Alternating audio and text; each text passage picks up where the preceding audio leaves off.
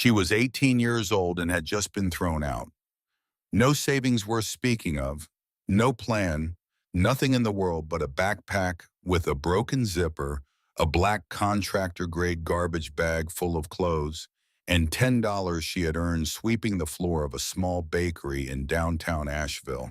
With that $10, she walked into a county courthouse in the mountains of western North Carolina and bought a crumbling stone grist mill on a creek so far back in the woods that the county had tried to demolish it twice and failed both times because no contractor would drive equipment down a footpath through laurel thickets. The roof was caving in. The water wheel was broken. The front door hung crooked on a single rusted hinge. The windows had no glass. The chimney was full of 60 years of bird nests. But what nobody knew, not the clerk in the courthouse, not the sheriff who had warned her against it, not even the woman who had sent her there in the first place, was that beneath the chestnut floorboards of that old mill, hidden inside a space that had not been opened since April of 1958, sat a wooden crate wrapped in wax canvas. And inside that crate was something that was about to change every single thing she thought she knew about her life. Her name was Etta Marlowe. And this is the story of the $10 that saved her. Etta Marlowe was small, not just young, but physically small, the way certain mountain children sometimes are when the bloodline has carried hardship for a few generations, and the body learns to take up less space than the world expects. At 12, she had looked 9. At 15, she had looked 12. At 18, she still got carded at the second-run movie theater on Patton Avenue, and the boys her age treated her like a younger sister even when she was older than they were and grown men.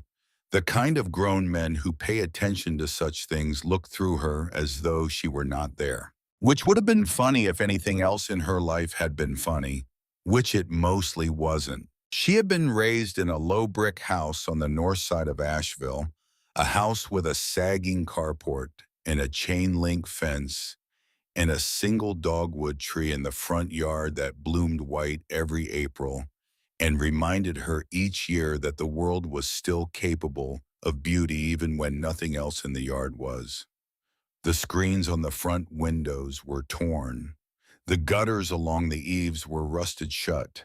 The lawn was bare in the corners where the doe her stepfather no longer owned had once worn the grass down to red dirt, and the bare patches had never grown back. The house belonged to a man named Cyrus Boone, her stepfather, who installed seamless aluminum gutters for a living and drank Old Crow bourbon for a hobby. Her mother, Rosalind Marlowe, had married him when Etta was 7 years old, and for the first year or so things had been fine, or at least they had looked fine, which is how most childhoods of this particular kind begin. Cyrus Boone was a tall man with a gut that hung over his belt and forearms like roof beams from 25 years of carrying ladders. His face was wide and weathered, his eyes set close together under a brow that had gone permanently red from outdoor work and indoor drinking. He was cheerful when he was sober, quiet when he was halfway in his cups, and became someone else entirely on the nights when the bourbon ran out before the anger did. Those nights did not happen often at first. Then they happened more. Then they happened most weeks. Then they happened most days. And by the time Etta was 12, the difference between a good night and a bad one was simply a matter of how much was left in the bottle when the man came home. Her mother coped by becoming invisible. Rosalind Marlowe had once dreamed of being a veterinarian. There was a textbook on animal anatomy on the shelf above the washing machine, its spine cracked from years of reading its pages, dog-eared with notes in a young woman's handwriting, from a community college course she had nearly finished before she met Cyrus and quit. The notes in the margins were careful and detailed, the kind of notes a person makes when she still believes that what she is learning is going to matter. Rosalind had been 22 then. Now she was 40. She moved through the house like a shadow on a wall. She cooked the meals. She folded the laundry. She answered Cyrus's questions in single quiet syllables. She did not argue with him. She did not contradict him. And on the bad nights, she did not look at Etta when Cyrus was in the room, because looking at Etta meant acknowledging that Etta was there. And acknowledging Etta was there meant acknowledging that Etta was hearing and seeing everything that was happening in the kitchen, in the living room, and the narrow hallway beside the bedroom door. Rosalind had decided at some point, perhaps very early on, that not acknowledging was simply easier than acknowledging. Easier and quieter and less expensive in every way that mattered. So Etta learned to be invisible too. She learned it the way children learn everything, by watching, by imitating, by practicing until the practice became second nature, and the second nature became the only nature she had. She learned to eat quietly, to chew without scraping the fork against the plate, to drink without setting the glass down too hard. She learned to walk the long hallway beside the bedroom door without making the floorboards creak, by stepping along the molding strip at the edge where the joists ran underneath. She learned to sit in her room with the door closed and the overhead light off and a paperback book held close to her face, reading by the orange glow that came through the window from the street light on the corner, so that nobody in the rest of the house would know she was awake and nobody would have any reason to come looking for her. She learned to listen for the sound of the truck pulling into the driveway. She learned to gauge the slam of the cab door, the weight of the boots on the concrete walk, the cadence of the key in the lock. She learned to know in the first 3 seconds of him being inside the house which Cyrus had come home that evening. The cheerful one, the quiet one, or the third one, the one who was neither. And on the bad nights, when the third Cyrus came home, the one who was neither cheerful nor quiet, she did one more thing. She wrote it down. She had started doing this when she was 12 years old. It had begun by accident. There was a green spiral notebook in her dresser that she had bought for school, a notebook for a class on American history that she had never quite filled up. And one night in the spring of 7th grade, she had taken that notebook from the dresser drawer and turned to a clean page in the middle, far from the front, far from the back, somewhere nobody would ever flip to by accident. And she had written down the date and the time and what she had heard her stepfather say to her mother in the kitchen at the bottom of the stairs. She did not know when she wrote it down why she was writing it down. She only knew that something inside her, some small, clear voice that had not yet been silenced, told her this was the kind of thing that needed to be remembered. Not by her necessarily, by somebody, somewhere, someday. She wrote it down again the next week, and the week after that. By the time she was 15, the notebook was half full. By the time she was 17, she had moved on to a second notebook identical to the first, which she kept in the bottom of her backpack inside a Ziploc bag beneath a spare pair of socks, and a paperback copy of a book about a woman who had walked the Pacific Crest Trail alone after her mother died. By the time she was 18, she had a third notebook half full, and she had begun in careful handwriting to make lists, dates, times, specific phrases he had used. The bruise on her mother's left forearm in February, the bruise on her mother's collarbone in March, the night her mother had fallen down the basement stairs, which Cyrus had told the emergency room doctor was an accident, and which Etta knew, having heard the entire thing through the heating vent, was not. She kept track of the disability checks too. Rosalind had hurt her back 6 years before slipping on black ice in the parking lot of the grocery store where she had worked as a checker, and she had received a federal disability check every month for the last 5 years and 4 months. Etta had figured out when she was 16 that her mother had never seen one of those checks. They came to the house in the plain white envelopes addressed to Rosalind Marlowe Boone, and Cyrus collected the mail, and Cyrus signed the back of every check in a slanted, shaky handwriting that bore no resemblance to her mother's careful round signature, and Cyrus deposited every check into his own checking account at the credit union on Patton Avenue. Etta had begun 2.5 years before keeping copies. She had memorized the dates. She had stolen one bank statement at a time from her stepfather's nightstand, photographed each page on her phone, and put the originals back before he noticed. She kept the photographs in another Ziploc bag in another sock at the bottom of the same backpack. She did not know what she was going to do with any of this. She only knew that one day, someday, somebody was going to need to know the truth, and she was going to be the only person alive who could tell it. That was the first secret. The second secret was the bakery. Honey and Rye sat at the corner of Lexington and Walnut in downtown Asheville, a narrow brick storefront wedged between a used bookstore and a bicycle repair shop with a hand-lettered sign in the window and a screen door that slapped shut whenever a customer came in or out. The bakery had been there for a long time, longer than Etta had been alive, and the brick around the front door was worn smooth at shoulder height from a generation of people leaning against it while they waited for their loaves to come out of the back oven.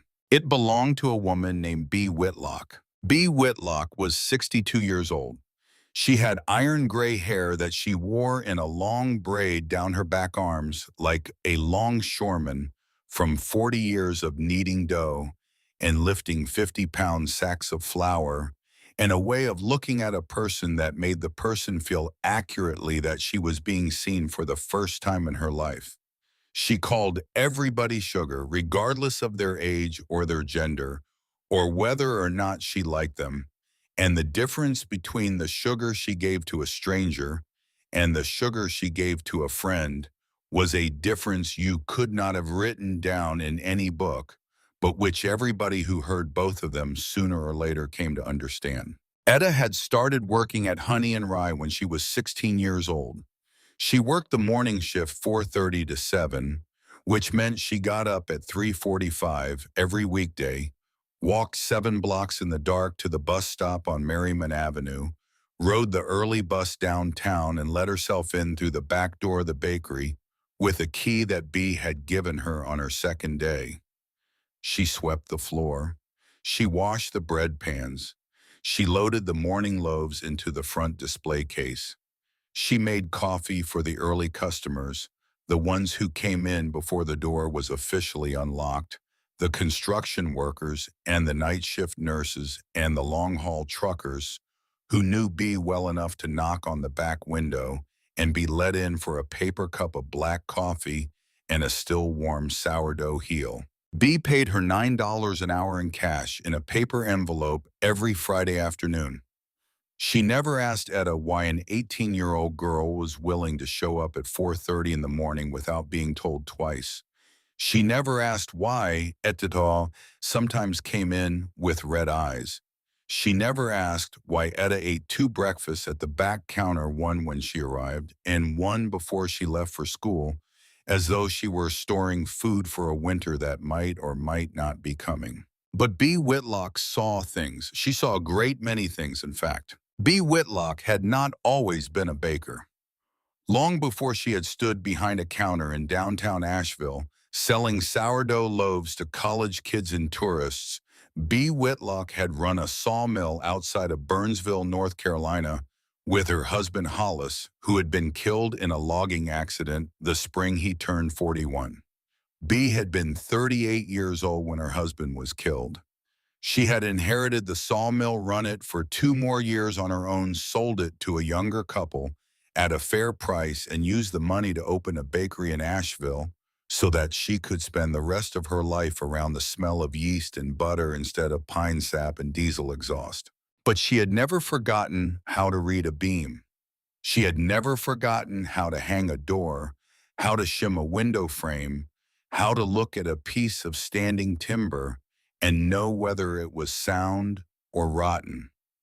She had never forgotten the names of the men who had brought their logs to her sawmill out of those mountains, The men whose families had been milling and grinding and sawing and building in those hollers since before there was a state called North Carolina. There was one name in particular, a name she had heard Hollis speak with a quietness Hollis only used for things that mattered to him. A name that belonged to a man Hollis had been taken to as a boy by his own grandfather, who had grown up on those same creeks and who had brought corn up to a stone grist mill on Laurel Creek for grinding the way his father had done before him and his grandfather before that. The name was Hank Doolin. Hank Doolin had run a stone grist mill on a creek up in Madison County, 2 miles back in the woods, past the last Forest Service road. Hank Doolin had ground corn and wheat for the people of his valley for 40 years the way his father had before him, and his grandfather had before that. Hank Doolin had died of black lung in the spring of 1962. His lungs scarred from 40 years of breathing, the fine pale dust that comes off two granite millstones turning against each other. He had left no children. He had left no wife. He had left only a young niece, a girl he had raised himself after her own parents had died of influenza when she was 4 years old, and an empty stone building that nobody had ever been able to figure out what to do with. B. Whitlock knew all of this because Hollis had told her in the early years of their marriage on long winter evenings beside the wood stove in their small house outside of Burnsville. Hollis had been the kind of man who carried other men's stories in him and brought them out one at a time when he thought a story might do somebody some good. He had told her about the sound of the millstones, the low rumbling note that used to carry down the valley on a still morning. He had told her about the way Hank had given a buttermilk biscuit to every child who came in with a sack of corn on his back. He had told her more than once about the old joke that had run through the families of Laurel Creek for 20 years, that Hank Doolin did not trust the bank in Marshall and that he kept his savings under the floor of his mill in mason jars. Hollis had thought it was a joke. B, who had been raised by a grandmother who had buried 15 years of household money in a coffee can in the back garden during the Depression, had not always been so sure. But Hank Doolin had died when B was an infant, and Hollis had been killed in the logging accident decades before Etta Marlowe was ever born, and the mill had stood empty all those years, and B. Whitlock had grown into an older woman who, in addition to running a bakery in downtown Asheville, kept a quiet, careful track of which empty places in those mountains were waiting for the right person to walk through the door. Etta Marlowe did not know any of this. Not yet. It was a Thursday in February, and the air outside was raw and gray and tasted of impending sleet. Etta got off the city bus at the corner of Merriman and Edgewood and walked the 4 blocks to her stepfather's house with her backpack slung over one shoulder and her head down against the wind. The sky was the flat, colorless glow of a wet stone. The wind was coming down off the mountains north of town the way it always came down at the end of a winter day, picking up grit from the gutters and carrying it sideways along the curb. She turned up the cracked walk. She climbed the 3 concrete steps to the porch, and she stopped. There, sitting beside the front door, was a black contractor-grade garbage bag. The bag was tied at the top with a piece of yellow nylon cord. The bag bulged in the way a bag bulges when it has been filled with the entire contents of a teenage girl's chest of drawers and her closet in the small bookshelf beside her bed. Etta could see through the thin black plastic the corner of the green spiral notebook that lived in her dresser. She could see the spine of the paperback book about the woman walking the Pacific Crest Trail. She could see the toe of one of her boots. She stood on the porch. She did not move for 3 minutes. The front door was locked. She could tell because the deadbolt was thrown, the brass cylinder of it clicked into the strike plate visible through the small gap between the door and the jamb. Cyrus's truck was in the driveway. She could hear through the thin walls of the house the sound of a television. A game show, the audience applauding something, the host saying something cheerful and indistinct. She stared at the garbage bag. She thought very calmly, very clearly, the way a person thinks when something they have been waiting for their entire life finally happens, that this was not a surprise. She thought this is the day. She thought he found the notebook. She thought, all right then. She bent down. She picked up the garbage bag by its yellow cord. She walked back down the 3 concrete steps, back down the cracked walk, back to the corner of Merriman and Edgewood. She did not look at the windows of the house. She did not slow down at the property line. She walked across the lawn next door and stood at the bus stop and waited for the next bus, the way a person waits for a bus on any other day of any other week. She did not look back at the house. There was nothing in that house she had not already lost. The bus came in 11 minutes. She paid her fare. She rode it downtown. The other passengers, 3 women coming home from their shifts at the hospital, an old man with a folded newspaper on his lap, a teenage boy with earbuds in, did not look twice at a small girl with a backpack and a contractor's garbage bag.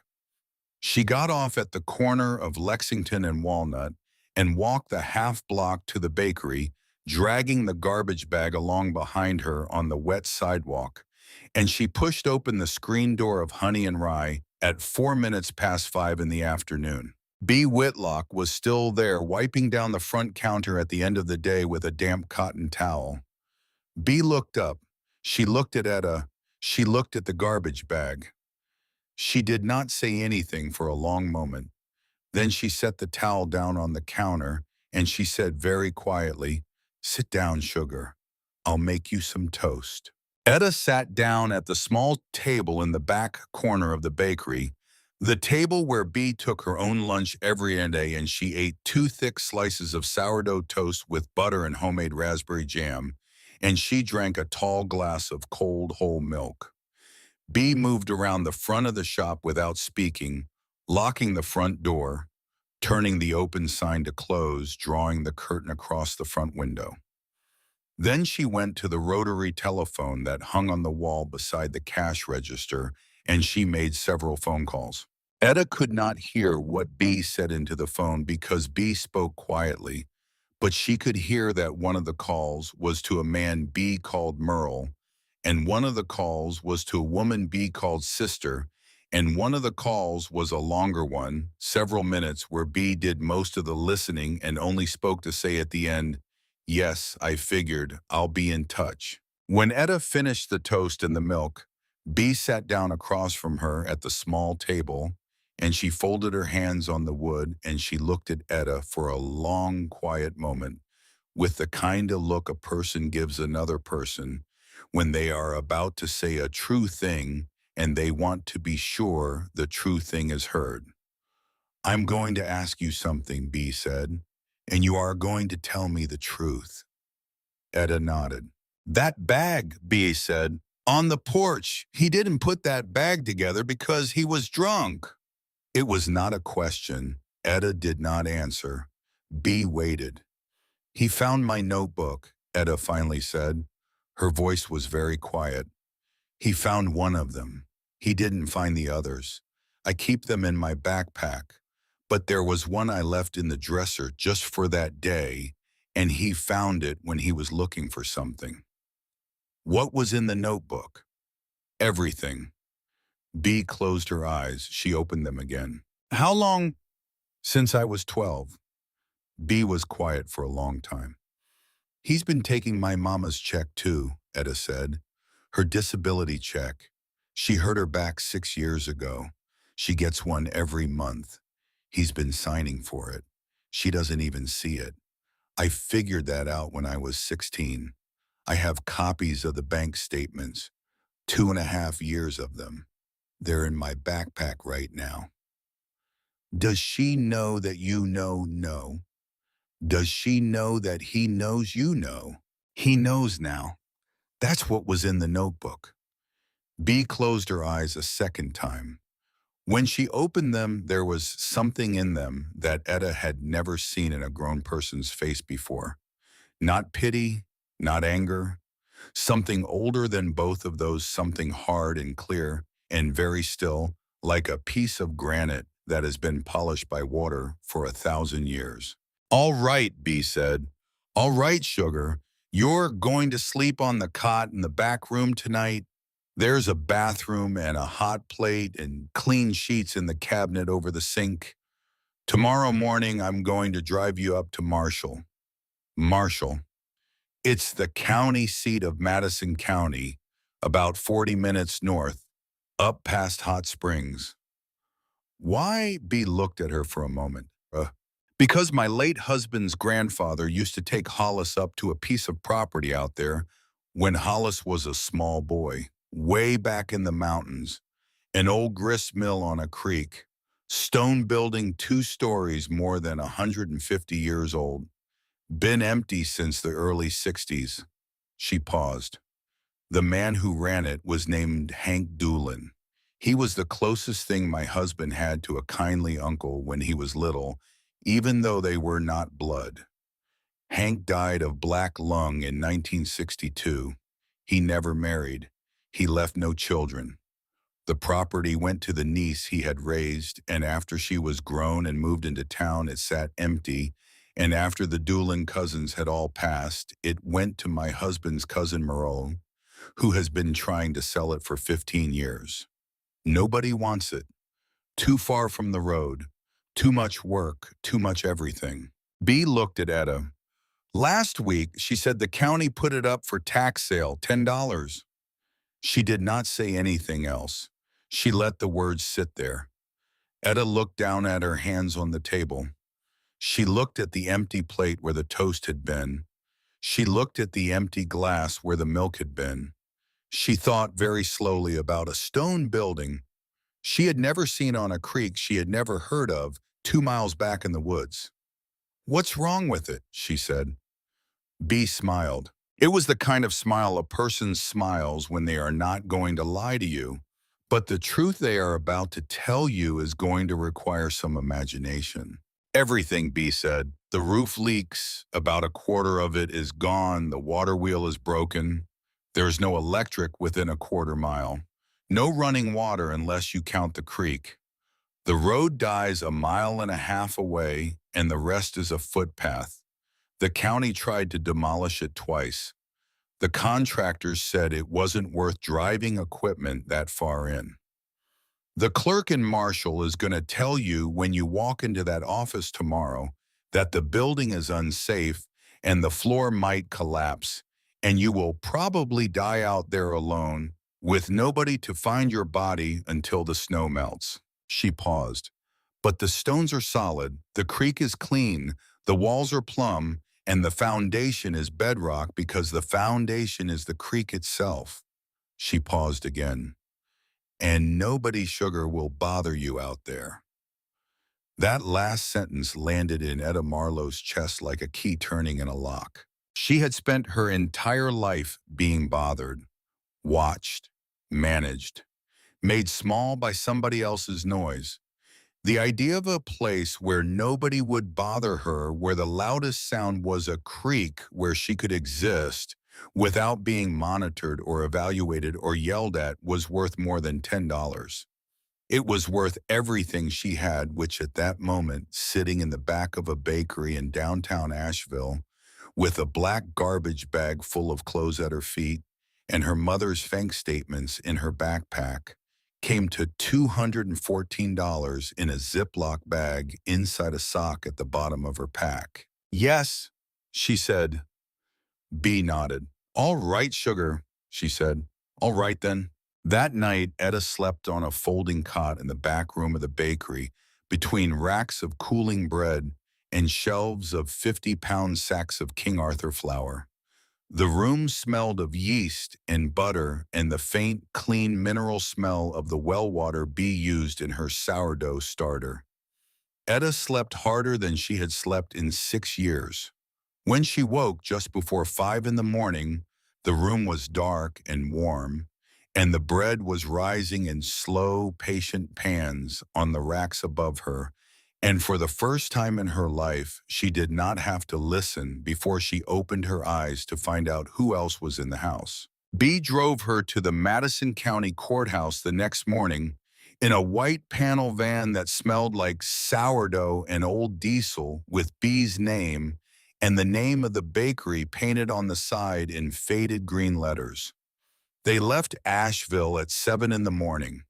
They drove north on Highway 25 through Weaverville and on through the small town of Mars Hill, where the road began to climb. The mountains rose on both sides of the valley, blue-gray and bare, the bones of them showing through where the winter had stripped the leaves. The French Broad River ran beside the highway, gray and slow and full from the early spring rains, and in places the road and the river ran together so close that Etta could have rolled down the window and dropped a stone in the water without leaning. They did not speak much. B drove with both hands on the wheel and her eyes on the road, and the kind of quiet patience that comes from a person who has driven mountain highways for 40 years and who is not going to be hurried by weather or by traffic or by anything else. Etta watched the ridges move past the window. She watched a red-tailed hawk lift off a fence post and sail down the long slope of a winter pasture. She watched the smoke rising thin and white from the chimneys of the small farmhouses set back from the highway. Marshall, the county seat, was a small town wedged into a tight bend of the French Broad, its main street running maybe 4 blocks long between the river on one side and a vertical green wall of mountain on the other. The courthouse was a handsome brick building from the 1880s with a clock tower and a wide front porch and 4 stone steps worn shallow by 140 years of feet. B parked the van on Main Street. They walked up the steps together. B pushed open the heavy oak door. The clerk's office was on the second floor. The man behind the counter was a thin man in his 50s with a salt and pepper mustache and a leather bolo tie clasped at the throat with a piece of polished agate. His nameplate read T. J. Ledford. He looked at Etta. He looked at B. He looked at the listing B slid across the counter. "The old Doolin mill on Laurel Creek," he said. "That's the one." T.J. Ledford leaned back in his chair. The chair squeaked. "Ma'am," he said to Etta, "I am required to tell you a few things before you put any money on this counter." "All right, that property is 2 miles from the nearest maintained road. The last mile is a footpath. There is no electric service within a 1/4 mile of the building. There is no cell signal at the building. There is no septic. There is no well. The roof is compromised. Approximately 25% of the shingles have been missing for at least 30 years. The water wheel is broken. The mechanism is partially collapsed. The floor on the upper story may not be safe to walk on." He adjusted his bolo tie. "The county tried to demolish the building in 2008. We tried again in 2015. Both times the contractor said it wasn't worth bringing equipment down the creek trail, so the building is still standing. Barely." He looked at Etta over the top of his reading glasses. "How old are you, Miss 18? Do you have any experience with carpentry, masonry, plumbing, or roofing?" "No, sir." "Do you have any family in Madison County?" "No, sir." "Do you have any way of getting from the trailhead to the building other than walking?" "No, sir." T.J. Ledford was quiet for a moment. He looked for that moment less like a county clerk and more like a man who had seen the course of his 30 years behind that counter. A great many people walk through that door with a great many bad ideas, and who was trying in his own quiet way to give this particular 18-year-old girl one last clear chance to walk back out. "I want to be sure you understand what you're buying." "I understand. There's been some interest in that valley, miss, from a developer, a man named Roland Vance, out of Charlotte. He's been buying up parcels along Laurel Creek for the last 3 years. He approached the county about acquiring the mill property in 2023. The county wasn't able to convey it to him because of the title situation. But I'll tell you straight, that man is going to come knocking on whoever owns that building. He paused. And he's not the kind of man who takes no for an answer the first time he hears it. B. Whitlock spoke for the first time since they had walked into the office. What's he building? She said. TJ Ledford looked at her. Resort, he said. Luxury cabins, a spa, a restaurant, a private hiking trail, system of fly fishing, lodge on the lower end of the creek. Calls it Laurel Springs. He has the permits for everything between the trailhead and the ridge. The mill property is the one piece in the middle he doesn't have. Bee's mouth tightened. She did not say anything. Etta put a $10 bill on the counter. It was a worn 10 folded twice with a small ink mark in one corner. She had earned it on a Saturday morning, 2 weeks before sweeping the bakery floor and washing pans for an extra hour after closing, because B had asked her if she wanted some extra hours, and Etta had said yes. TJ Ledford looked at the $10. He looked at Etta. He picked up a pen. You'll need to sign here, he said, and here, an initial down at the bottom. She signed. The pen was a cheap blue ballpoint. The line for her signature was thin and gray. She wrote her name slowly, the way she wrote everything, in the careful square hand of a girl who had learned to be precise about the small things because the small things were sometimes all she had. Etta Marlowe, February the 16th, 2026. The deed slid across the counter. TJ Ledford stamped it with a brass seal. He handed it to her. Miss Marlowe, he said, good luck to you. Outside on the courthouse steps, a man was leaning against the iron railing. He was an older man in his late 70s, broad-shouldered and weathered, with a gray mustache and a thinning crew cut that had once been black and was now the color of clean ash. He was wearing a brown leather jacket that had seen a great many winters and had the soft, cracked patina of a jacket that had been worn nearly every day for 30 years. A six-pointed star was pinned to the breast of the jacket. His name tag read G. Pike. He was watching them as they came out of the door, and when he saw the deed in Etta's hand, he straightened up off the railing and took 2 steps toward them. He moved slowly, carefully, the way a tall, older man moves when his knees are no longer entirely his friends. Miss Marlowe, he said. Etta stopped. My name is Garrett Pike. I'm the sheriff of Madison County. TJ called me when he saw your name on the listing this morning. I'd like a word if you have a minute. Etta looked at B. B nodded. Sir, Etta said. The sheriff led them across the street to a small diner on the corner. The kind of small-town diner that has been in the same family for 60 years and serves the same coffee in the same heavy white mugs to the same 6 men every morning at 6. He held the door for them. He took a booth by the window. He ordered 3 coffees from a waitress who called him Garrett, and when the coffee came, he wrapped both his hands around the mug the way a man wraps his hands around something hot when he has spent his life working outside, and he looked at Etta for a long moment without speaking.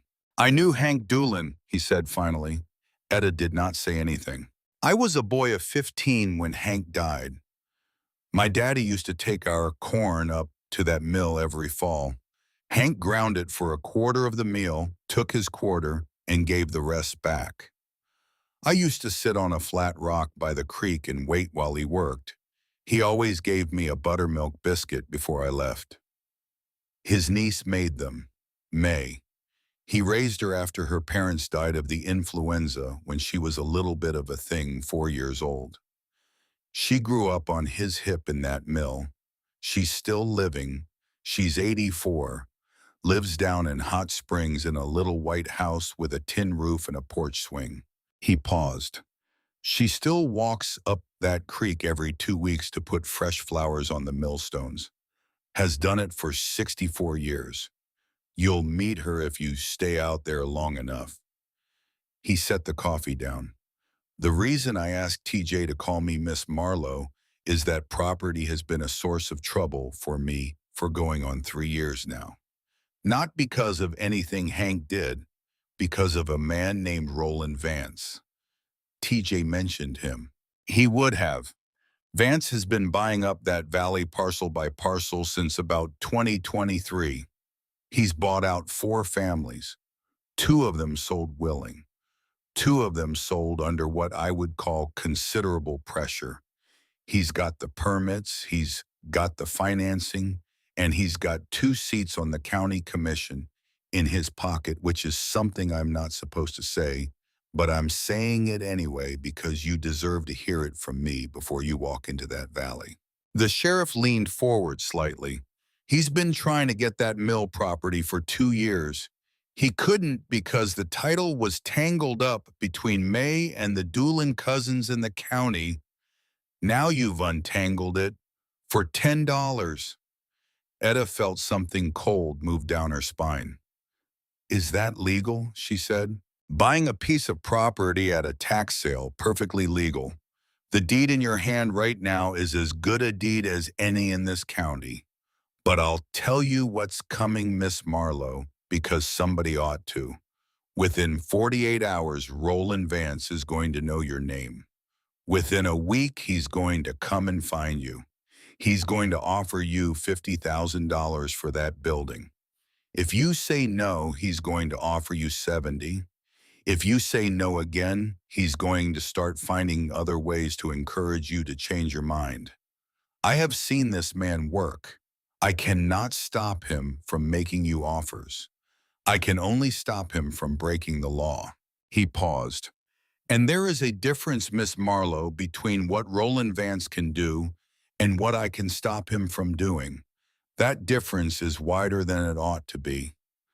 Etta nodded slowly. She thought of her stepfather's face at the kitchen table on a Sunday morning, the way he would smile at her mother before he reached across the table and took the last biscuit off her mother's plate without asking. She thought of the way her mother had pretended in that moment that she had not wanted the biscuit anyway. She said, Sheriff, I have spent my whole life being made small by men who thought the law couldn't reach them. The sheriff looked at her. He looked at her for a long time. When he spoke, his voice was quieter than it had been. Miss Marlowe, he said, I have been the sheriff of this county for 29 years.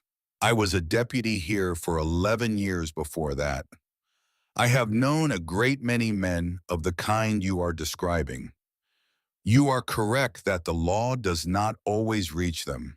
You are also correct that they grow accustomed to that, and that growing accustomed to it makes them careless. I have watched a great many of those men in my 40 years behind a badge finally walk past a law that they did not see coming because they had stopped looking for it. So you keep your eyes open and you call me when you need to, and when the time comes, I will be there. He took a card from his shirt pocket and slid it across the table. You hold on to that. Anything at all you call, day or night. The dispatcher knows your name as of an hour ago. You understand? Yes, sir. And Miss Marlowe? Yes, sir. That building is older than the state of North Carolina lets on. Hank's grandfather cut the foundation stones out of the creek bed in 1871. The walls are 2 feet thick. They've stood through 3 wars and the worst hurricane this county ever saw. They will stand through Roland Vance. You take care of those stones, and those stones will take care of you. He drained his coffee. Now go on and walk in. Daylight's burning. B drove her as far as the gravel Forest Service road went. The road climbed out of Hot Springs along Laurel Creek for about 4 miles, twisting up through stands of hemlock and tulip poplar, the creek running fast and clear over a bed of smooth gray stones to their left. The road got rougher as they climbed. The gravel thinned, the ruts deepened, the creek narrowed, and the valley walls drew in on both sides until it felt as though they were driving up a green throat. The road ended at a turnaround beside a wooden trailhead sign. B stopped the van. They sat there for a moment, neither of them speaking, listening to the engine tick as it cooled. B reached behind her seat and pulled out a paper grocery bag. "There's a loaf of sourdough in there," she said, "a wedge of cheddar, some apples, a jar of peanut butter, 2 boxes of matches, a flashlight, a roll of duct tape, a small first aid kit, and a knife." A knife. A real one. My Hollis's. Stainless steel 6-inch blade oak handle. He carried it in the pocket of his work pants for 15 years. "You keep it on you hear me?" "Yes, ma'am." B hugged her then across the gear shift, hard and brief, and without saying anything, and when she let go, she pressed a small, folded piece of paper into Eda's palm. "That's the number for the payphone at the gas station in Hot Springs. There is a list there of 3 people who will come and find you if you call. My name is the first one, Sheriff Pike is the second. The third is a man named Burl Hennessy. He lives about 2 miles down the creek from your mill on a small farm at the bottom of the valley where the creek widens out. He's a retired millwright. He used to apprentice under Hank Doolin when he was a boy. He is 77 years old this May, and he can rebuild a water wheel in his sleep. He doesn't know you yet, but when you're ready, you go and find him. Tell him B. Whitlock sent you. He'll come." Eda put the paper in her front pocket. She climbed out of the van. She shouldered her backpack, the garbage bag of clothes slung over the other shoulder, the paper grocery sack in her arms. She stood at the trailhead. B rolled down her window. "Sugar," she said. "Yes, ma'am." "You walk in there like you belong there, because you do." Then she put the van in reverse and turned around in the gravel, and she drove back down the mountain, and the sound of the engine faded slowly down the hollow until there was nothing left of it but the creek. Eda stood alone at the trailhead. She turned. She faced the path. She took one step forward. The earth under her boot was packed firm and dark and laced with hemlock roots polished by 100 years of feet. She took another step. The trail entered the laurel and the green closed over her head. She walked for 45 minutes. The trail followed the creek upstream, winding through tunnels of rhododendron so thick that in places she had to duck. The water ran fast and clear over a bed of round stones, and the sound it made was a constant low murmur, like somebody talking quietly in a room one wall over, indistinct but soothing. Ferns grew in thick beds along the banks, their fronds uncurling in the early spring air, like slow green fists opening. The air was cool and damp and smelled of wet stone and laurel, and the clean mineral tang of moving water. She passed a small waterfall, maybe 6 feet high, the water dropping over a ledge of dark schist into a pool so clear she could count the pebbles on the bottom. She passed a stand of paper birch with peeling white bark. She passed a low pile of moss-covered stones that looked as though it might once have been a chimney from a house that no longer existed. She passed a place where the trail crossed a small side creek on a single split log laid across the gap, the log rubbed smooth in the middle from 100 years of boots. She had been alone before. She had been alone in crowded rooms for years. But this was different. This was the first time in her life that being alone felt like something she had chosen instead of something that had been done to her. The forest did not watch her the way her stepfather had watched her. It did not judge her. It did not evaluate her or decide what she was worth based on how much noise she made. It simply existed, enormous and indifferent and alive, and she existed inside it, and that was enough. Then around a bend, where the creek made a sharp turn around a rock outcropping, she saw it. The mill house sat directly over the creek, straddling the water like a low stone bridge.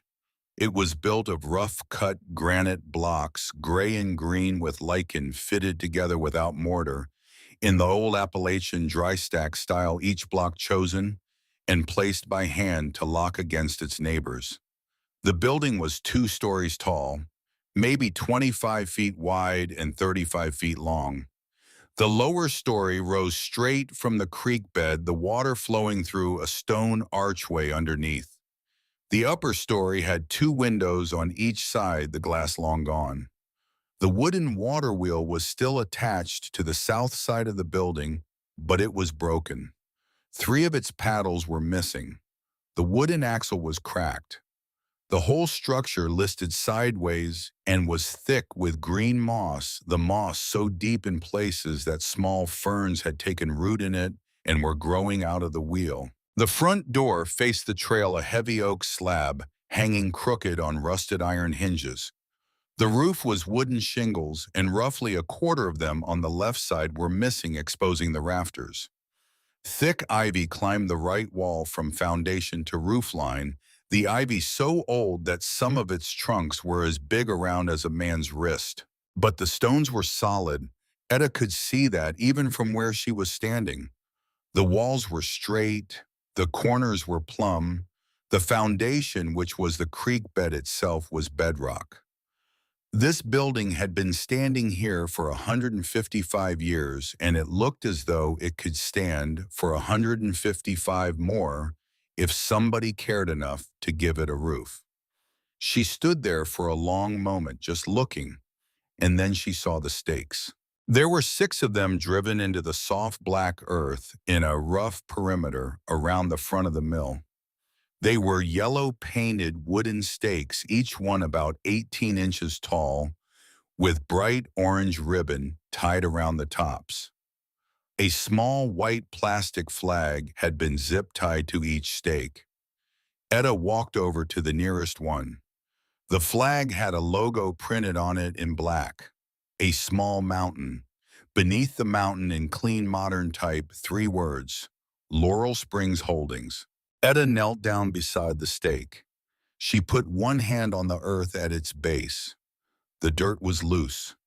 The stake had been driven into the ground recently, within the last few days, maybe within the last 24 hours.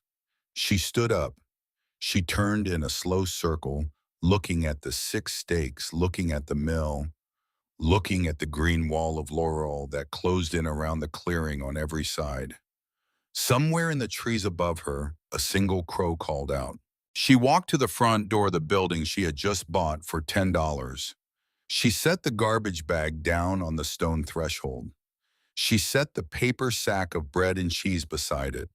She put one hand on the heavy oak door and she pushed. The door groaned on its rusted hinge. It swung inward, and Etta Marlowe stepped inside. The inside of the mill smelled of old stone and dry rot, and something faintly metallic, the way a place smells when it has been holding the same air for 64 years. Etta stood just inside the threshold with her hand still on the door, letting her eyes adjust to the dim green light that filtered through the laurel and came in through the empty windows in pale, watery shafts. The ground floor was a single large room with a flagstone floor and a low ceiling of heavy oak beams. The beams were 14 inches square, hand-hewn, dark with age, their surfaces still showing the marks of an adze that had been swung by somebody's great-great-grandfather. The walls were the same dry-stacked granite as the outside, 2 feet thick, the inside surfaces smooth where 150 years of grain dust had polished them. In the center of the room stood the millstones. They were 2 granite discs, each one about 3 feet across and a foot thick, mounted one on top of the other on a wooden frame that bolted into the floor. The lower stone, the bedstone, sat fixed. The upper stone, the runner, was suspended just above it on an iron spindle that disappeared down through the floor into the mechanism below. Both stones were thick with dust and cobwebs, but they were intact. They were Etta could see the heart of the building. Everything else, the walls, the roof, the wheel, the gears, the iron shaft running through the back wall to where the wheel hung outside, all of it existed for the sake of those two stones. She walked over and put her hand on the upper stone. It was cool, cooler than the air around it. She could feel very faintly through the granite the vibration of the creek running through the archway at the back of the room. The whole building hummed with it, a low subsonic note she felt more than heard, the way a man with his hand on the wall of a quiet house at 3 in the morning can feel his own heart beating. She stood that way for a long moment. Then she turned and crossed to the narrow wooden staircase in the back corner. The stairs were chestnut, the wood blackened with age, the treads worn shallow in the middle from 1,000 trips, up and down by a man named Hank Doolin. Etta tested each step before she put her full weight on it. The wood creaked, but it held. She climbed slowly. Her boots made small, sharp sounds in the quiet. The upper room was a single open space with a plank floor and stone walls and 2 windows on each of the 4 sides. 8 windows in all, the glass long since fallen out. Pale green light came in from every direction. A stone fireplace stood against the back wall, its chimney rising up through the broken roof. An old iron bed frame sat in one corner, the mattress long gone to mice. A wooden table and a single Windsor chair, both gray with dust, stood against the wall by the front window. The floor was wide chestnut planks, 18 inches across, dark with age. Etta walked the perimeter of the room slowly. She ran one hand along the stone wall as she went. She stopped at the fireplace and looked up the chimney and saw a small ragged circle of pale gray sky. Then she turned, and as she turned, something caught at her attention. It was nothing visible. It was a feeling, the kind of feeling that only a person who had spent her whole life noticing very small things would have noticed at all. The chestnut floor under her boots had not flexed evenly as she walked. There had been one short stretch, 6 or 7 planks, near the hearth, where the wood had given just slightly under her weight, where it had moved. Etta knelt beside the hearth. She pressed her palm flat against one of the planks. It rocked. She pressed the next one. It rocked too. She set her backpack down on the floor and unzipped it and pulled out the stainless steel knife that Bea had given her, and she slid the blade into the seam between 2 planks, and she pried gently. The plank came up. It came up easily. There were no nails holding it. It had simply been laid into place, and the next plank beside it, and the next, all of them cut to fit the frame around the hearth, all of them lifting out as easily as the lid of a wooden box. Beneath the planks, in the cavity between the floor of the upper room and the ceiling of the lower mill room, there was a space. The space was about 3 feet square and a foot deep. It had been built deliberately. The joists around it had been doubled to make room for the cavity, the kind of detail no carpenter would have added by accident. Sitting in the cavity was a wooden crate. It was a hand-built crate about the size of a milk crate, with rope handles on either side. The wood was dry, but not rotted. The rope was old, but it had been kept dry and it held when Etta pulled on it. She lifted the crate out. It was heavy, heavier than it should have been for its size.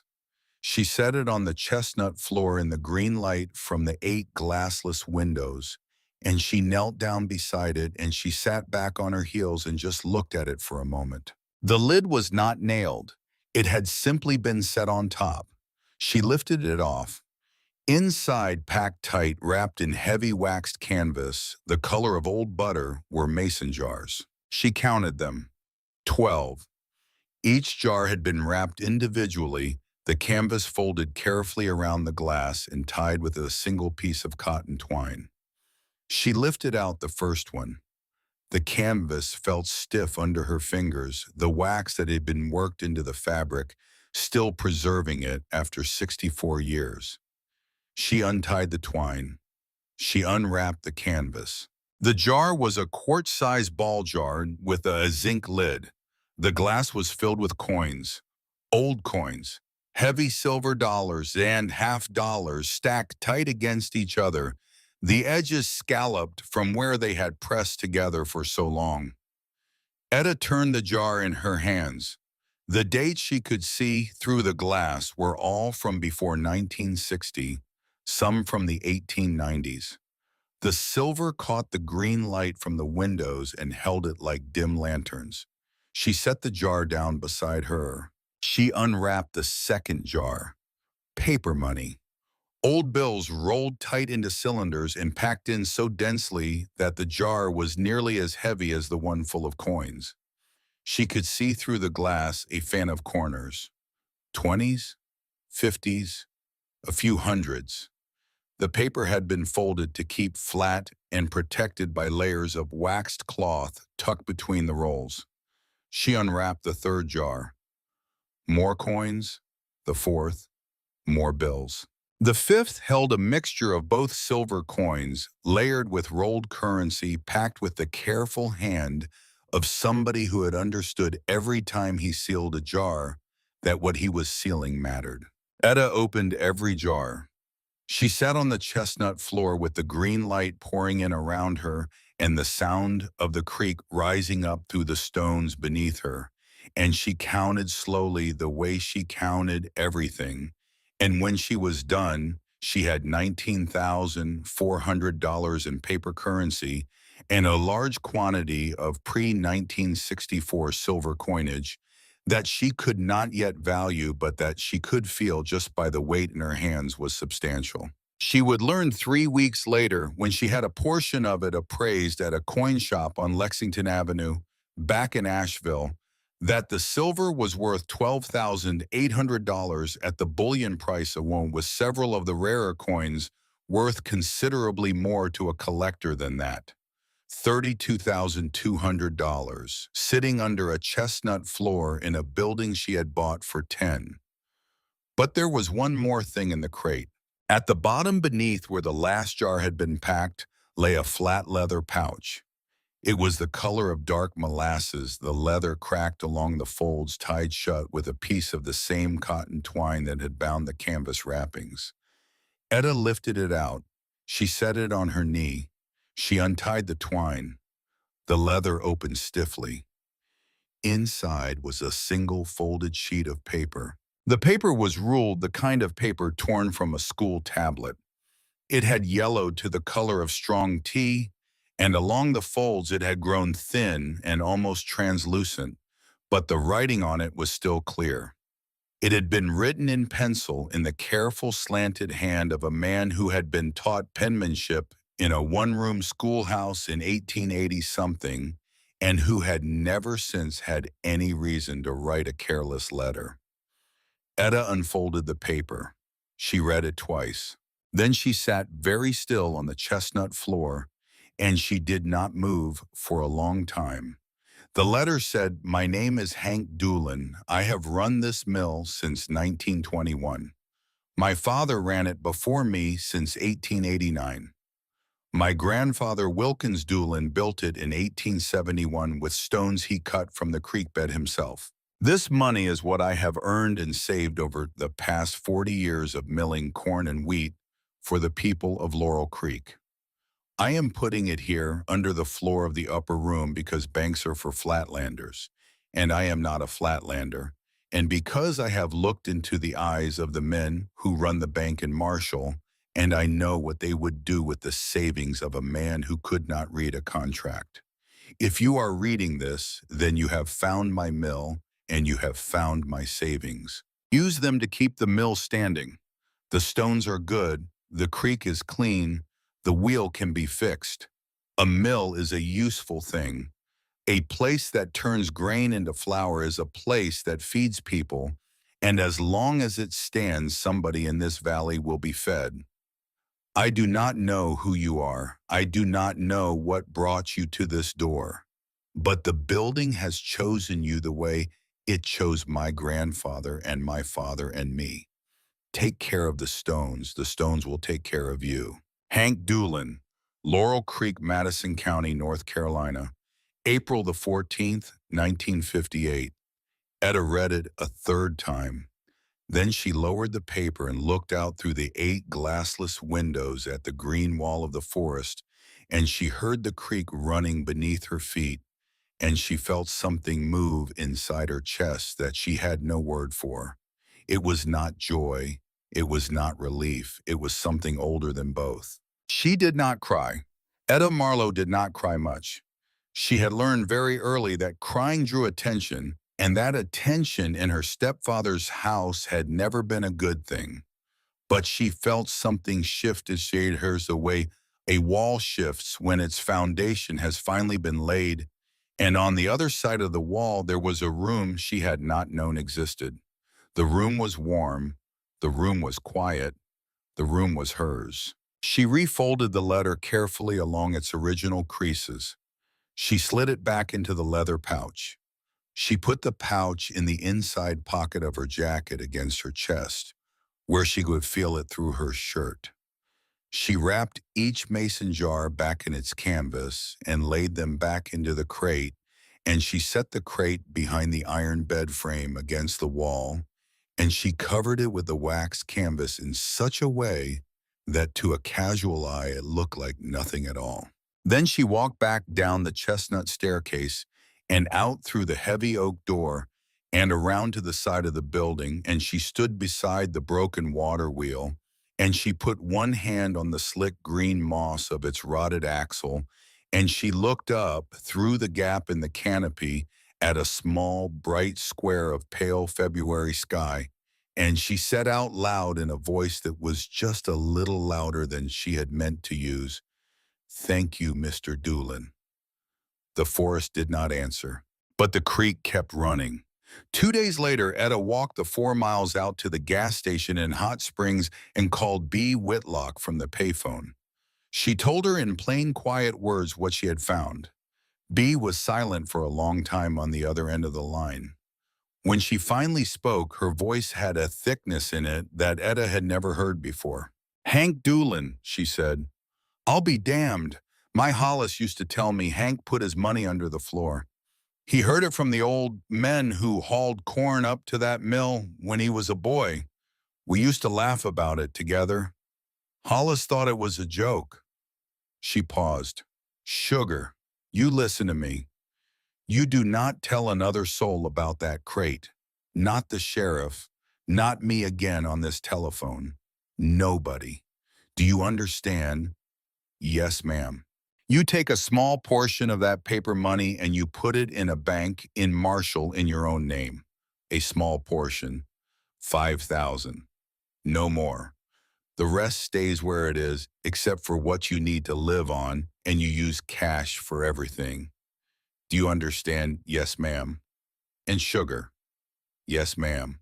"You are about to have a visitor. Very soon, maybe within a few days. He is going to be polite. He is going to be charming. He is going to offer you money. You are going to say no. Then he is going to come back, and he is going to be less polite. Do you hear me?" "Yes, ma'am." "Good. Now go on and eat something. You sound thin even over the telephone." Etta hung up. She walked back up the trail. She walked up the trail with the weight of what she had found pressing against her chest through the leather pouch in her jacket, and she walked with the words of a sheriff and a baker echoing inside her, and she walked with the names of 2 men she had never met circling around each other in her head like 2 slow, patient birds. Hank Doolin, Roland Vance, the dead man and the living one, the man who had built and the man who wanted to take. She did not yet know which one of them was going to win the next part of her life, but she knew walking up that trail in the fading light of a February afternoon that she was going to find out. Bea was right about the visitor. He came on the morning of the 4th day. Etta heard him before she saw him. She was on the roof at the time, kneeling on a section of fresh roofing felt she had laid down 2 days earlier, fitting a new shingle into place with a roofing hatchet she had bought at the hardware store in Marshall. The morning was cold and bright. The sun was just clearing the eastern ridge, and the light in the valley was the pale gold light of early March. She heard the sound of boots on the path coming up the creek, and she stopped working and she stayed very still on the roof, the hatchet in her hand, and she waited. Two men came around the bend.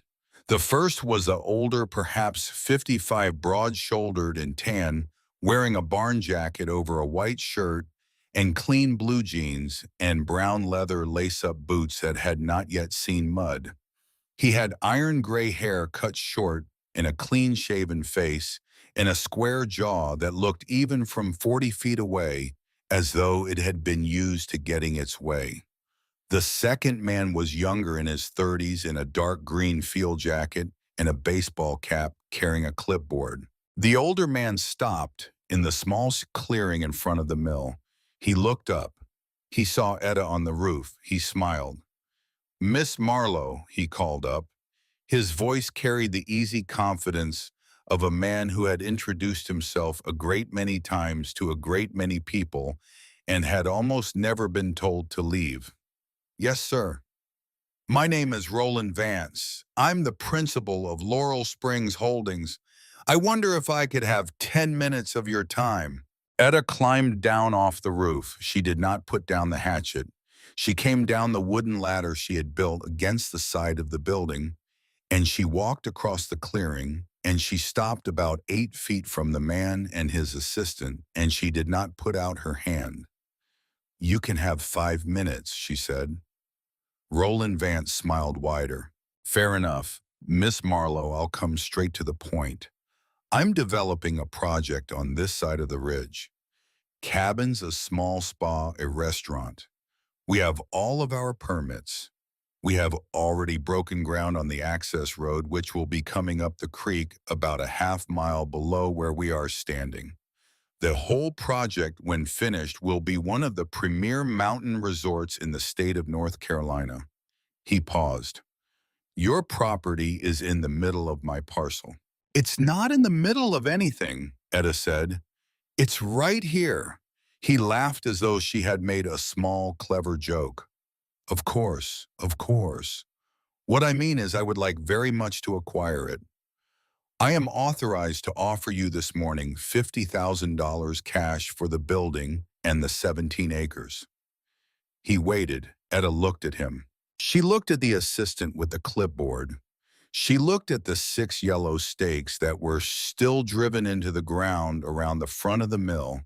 The stakes she had not pulled out yet because she had wanted to know when this man finally came exactly how he would look at her when he saw that they were still there. She looked at the broken water wheel and the new shingles on the roof and the 8 glassless windows that she had not yet replaced. "No, thank you," she said. Roland Vance laughed again. "Miss Marlowe, with respect, you are 18 years old. You bought this property for $10 2.5 weeks ago. You have no road access. You have no electric.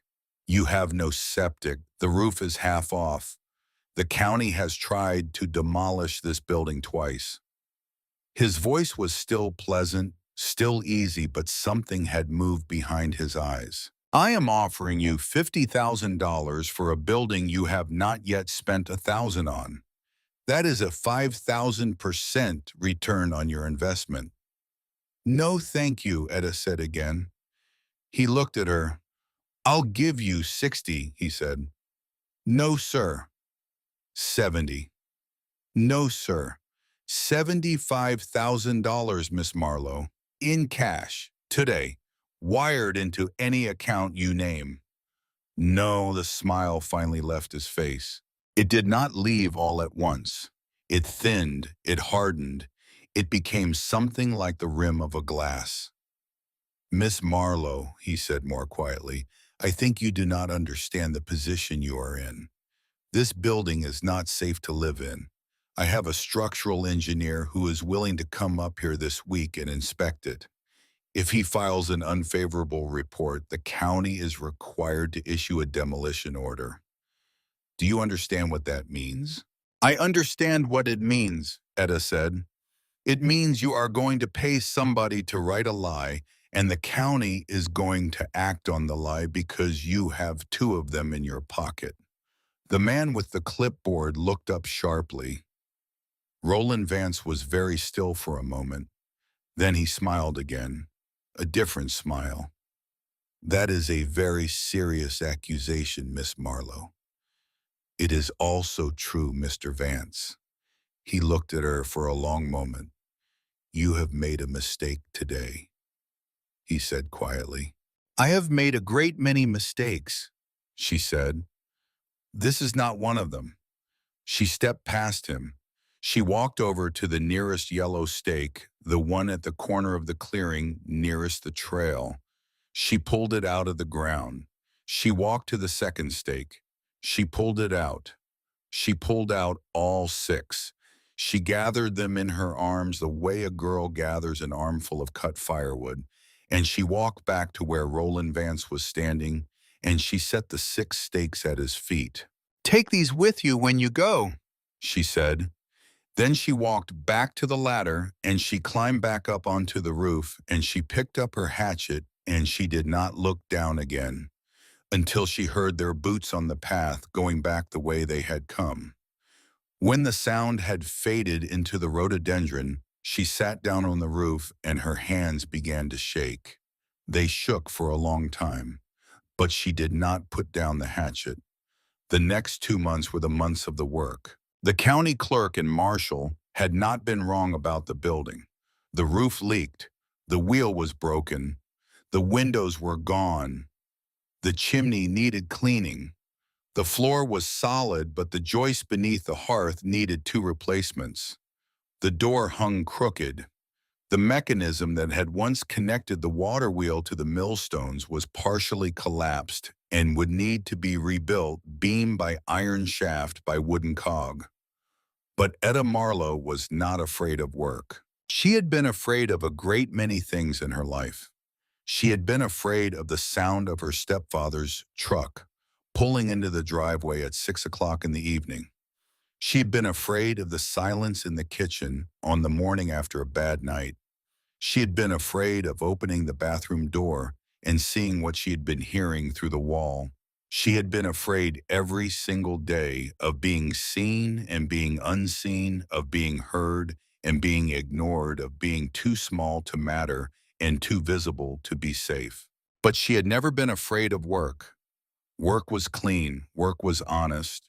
Work paid you back in small increments exactly what you put into it, and it never asked you for anything that was not yours to give. She bought a used Toyota Tacoma from a mechanic in Mars Hill for $2,600.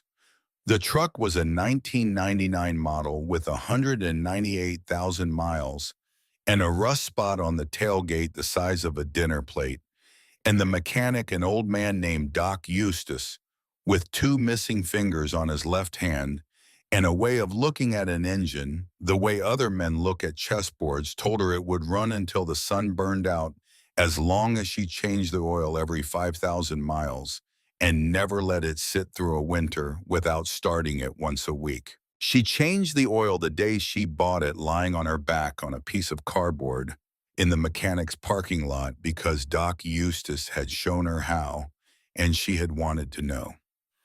He had stood over her with a coffee in his hand and watched her crawl out from underneath holding the old filter like a dripping black grenade, and he had nodded once.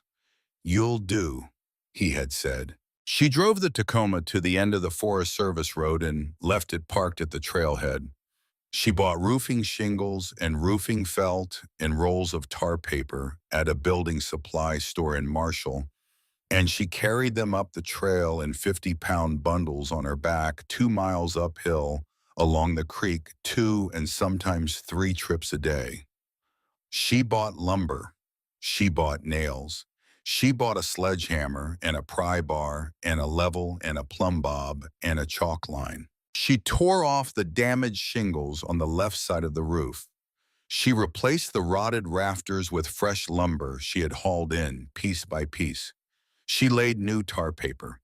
She nailed down new shingles row by row. The way the man at the hardware store had explained it to her on a Saturday afternoon, while she stood in front of the roofing display with a notebook and wrote down every word he said. The first row was crooked. She pulled it up. She did it again. The second row was better. By the 10th row, her hands had found a rhythm nail slide. Overlap, nail slide, overlap. And the rhythm was a thing her body learned before her mind quite understood, the way certain small patient skills are always learned by doing them wrong many times in a row until one day you stop doing them wrong. She worked from sunup until her arms refused to lift the hatchet anymore. She slept on a sleeping bag, laid over a yoga mat on the chestnut floor of the upper room.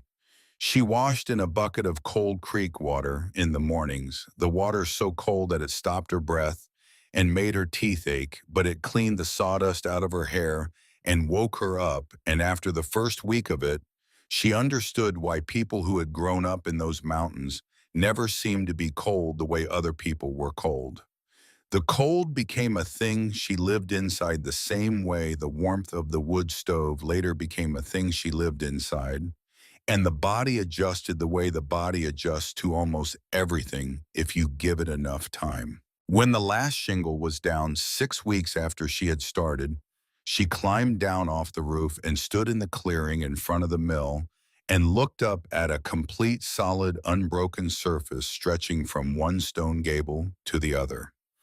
She sat down on a flat rock by the creek and she ate a sandwich B had sent up the trail by way of a teenage kid from Hot Springs, whom B was paying $10 a trip to bring Etta groceries, and she felt something she had never felt before in her life. She had built a roof, not a perfect roof, not a professional roof, but a roof that would keep the rain out and the warmth in that she had built with her own two small hands alone in a clearing in the woods. Nobody could take that from her. Nobody could lock that in a room or put it in a garbage bag on the porch. It was hers, nailed to the rafters, permanent. It was during the second month, while she was glazing the new windows, that the second visitor came up the path. This one she did not hear coming. He moved quietly the way certain old men move when they have spent their lives walking in the woods and they no longer know any other way to walk. She was kneeling by the front door, fitting a sheet of cut glass into the frame of the south window, when she happened to look up, and there he was standing on the path about 15 feet away. He was tall, lean, in his late 70s. He was wearing canvas work pants and a flannel shirt and a shapeless gray felt hat, and he carried a cloth shoulder bag that bulged with the shape of a thermos and what looked like a wrapped sandwich. His face was weathered the color of saddle leather, with deep crow's feet at the corners of his eyes and a white stubble of beard on his jaw. His hands hanging at his sides were the hands of a man who had used them for 77 years for something that mattered. Etta straightened up slowly. She kept the glazing knife in her hand. The old man took off his hat. "Miss Marlowe," he said, his voice was gravel and pine. "My name is Burl Hennessy. B. Whitlock told me you might be needing a hand." Etta stared at him. "You're the millwright." Was. Past tense. Last working day I did was 1991, when I rebuilt a wheel for a fellow over in Yancey County. I'm 77 years old this May. But I was apprenticed in this building, Miss Marlowe, when I was 11 years old. Hank Doolin taught me how to dress a millstone. He taught me how to tune a wheel. He taught me how to read the way the water runs. He took a step forward. He stopped. He was the closest thing to a father I had after my own daddy died. I was at his bedside when he passed in the spring of 1962. I cut the stone for his grave myself. I was 13 years old. Etta lowered the glazing knife. "Mr. Hennessy," she said. "Burl. Burl, why are you here?" The old man looked at the building. He looked at the broken water wheel hanging off the south wall. He looked at the new shingles all the way across the roof, the lines of them straight and even. He looked at the 8 new windows, half of them already glazed, the other half waiting. When he turned back to her, his eyes were wet. He did not bother to hide it. "I am here, Miss Marlowe," he said, "because for 63 years I have walked past this building once a month on my way down to the bottom land where I run a few cattle, and once a month for 63 years I have looked up at it and wondered when the right one was going to come along. And B. Whitlock called me on the telephone last week, and she said, 'Burl, you old fool, the right one has come along, and you better get up that creek and help her before she breaks her neck on Hank's water wheel.'" He paused. "So here I am." Etta did not say anything. She set the glazing knife down on the windowsill. She walked across the clearing, and she stopped in front of him, and she put out her right hand. He took it. His hand was hard and warm, and as steady as a granite block. "Welcome home, sir," she said. He did not let go for a long moment. "Welcome home, Miss Marlowe." Burl Hennessy began coming up the trail 3 days a week, walking the 2 miles from his small farm down the creek, arriving every morning at 9 o'clock with his thermos and his sandwich and his shoulder bag of small, specialized tools that nobody made anymore. He helped her with the things her hands and her size could not manage alone. He helped her replace the 2 rotten joists beneath the hearth, lifting the new chestnut beams into place while she shimmed and bolted them. He helped her clean the chimney, the 2 of them taking turns running a wire brush taped to a long, springy branch up and down the stone flue, while black flakes rained down into the hearth and a single confused chimney, Swift, the last descendant of a family that had been nesting in that chimney since before the Civil War, came tumbling down with the soot and went flapping out the open front door. He helped her sand the chestnut floor, kneeling beside her with a sanding block, the 2 of them working their way across the boards inch by inch until the old grain came up dark and warm and rippled with the original adze marks from 1871. He helped her hang the front door straight on its rebuilt iron hinges, the 2 of them shimming the bottom corner with a folded shingle until the door swung evenly and latched without dragging. He helped her install a small wood-burning cook stove in the corner of the upper room, the stove a hand-me-down from Burl's own kitchen, which his wife had bought new in 1978 and which had outlasted her and was, Burl said, far too good a stove to be sitting cold in a kitchen nobody used anymore. He talked while they worked, not constantly, not the way nervous men talk, but here and there in stretches of 2 or 3 sentences at a time. He told her about Hank Doolin, about the way Hank had measured a man's worth by how many people he could feed, about the way the sound of the millstones used to carry down the valley on a still morning, and how the families on the lower farms would hear it from their porches and know that things were running the way things were supposed to run. He told her about May, Hank's niece, he said. Hank's older brother Carter and his wife both died of the influenza in 1946 when May was 4 years old. Hank was the closest blood she had left. He brought her up to this mill the day of the funeral, set her on the chair you see by the window, and said, "May, this is your home now, and I am your daddy, and that is how it is going to be."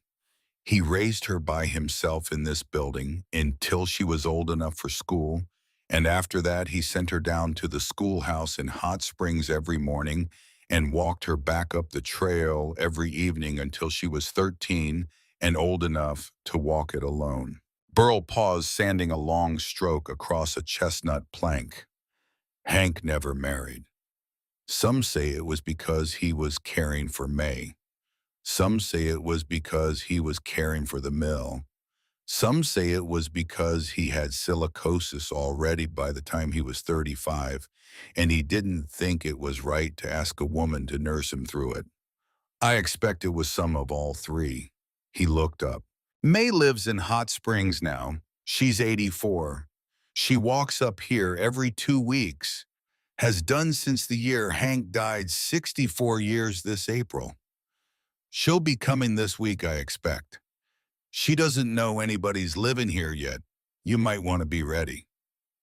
Etta nodded slowly.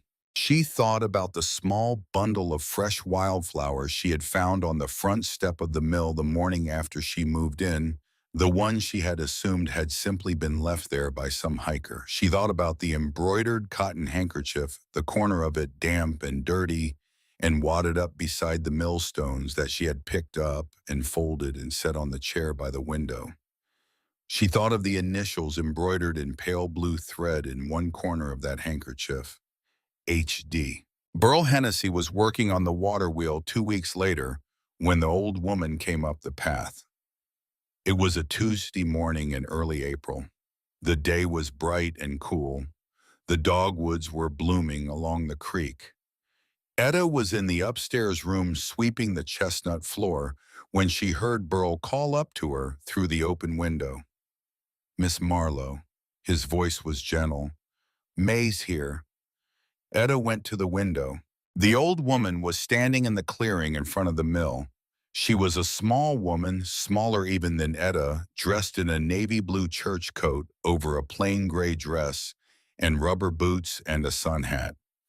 She was leaning on a wooden cane carved from a single piece of mountain laurel. In her free hand, she carried a small bouquet of dogwood blossoms tied with a piece of white string. Etta walked downstairs. She came out the front door slowly. The old woman watched her come. When Etta reached the bottom of the stone step, May's eyes ran over her, slow and careful, the way a person reads a letter they have been waiting on for a very long time. "You are the new owner," May said. Her voice was thin, but it was clear. "Yes, ma'am." "You bought my uncle's mill for $10. "Yes, ma'am." "And you have been living up here for almost 2 months now, fixing the roof and the floor and the windows." "Yes, ma'am." The old woman nodded slowly. "I knew somebody had come," she said. "About 6 weeks ago, I came up the trail with my flowers, and I saw the new shingles on the south slope of the roof, and I sat down on that flat rock by the creek over there, and I cried for about an hour. I haven't cried since the year 1971. So that was something." Etta did not know what to say. The old woman walked past her slowly, the cane tapping the stone. She walked through the open front door of the mill. She stood in the middle of the lower room. She put one small wrinkled hand on the upper millstone, and she closed her eyes, and she stood that way for a long time, and her shoulders moved very slightly under the navy coat. When she turned around, her eyes were wet, but her face was steady. "My uncle told me in 1958, she said, that he was going to put his savings under the floor. He told me that the bank in Marshall was a thieves' den and that he was not going to give them the satisfaction. He said somebody would come along after he was gone and the building would choose them and the savings would be theirs." She looked at Etta. "He said it would be a girl." Etta stared at her. "How did he know?" The old woman smiled. It was a slow smile, and it took a long time to spread, and when it had finished, it was not a smile so much as a small, bright window onto a much older face. "My uncle knew a great many things, Miss Marlowe, that he could not explain. He used to say it was the stones. He said you could not stand over those two stones for 40 years, 8 hours a day, watching them turn, listening to them sing without learning a few things the rest of the world did not know." She paused. "He said it would be a girl who had nothing. He said she would walk in alone and the building would know her." Etta said nothing. There was nothing she could think of to say. May walked over to her. She reached up. She put a small, dry hand against Etta's cheek for a single moment. Then she stepped back. She held out the bouquet of dogwood blossoms. "For the mantle child," she said. "Hank loved them when they were fresh." Etta took the flowers. She held them carefully. "Yes, ma'am," she said. "Thank you, ma'am." May began to come twice a week after that. She brought small things, a jar of sourwood honey, a sack of dried apples, a pair of wool socks she had knitted herself. She would sit in the Windsor chair by the window and watch Etta work, and sometimes she would tell stories about Hank, and sometimes she would simply sit in silence.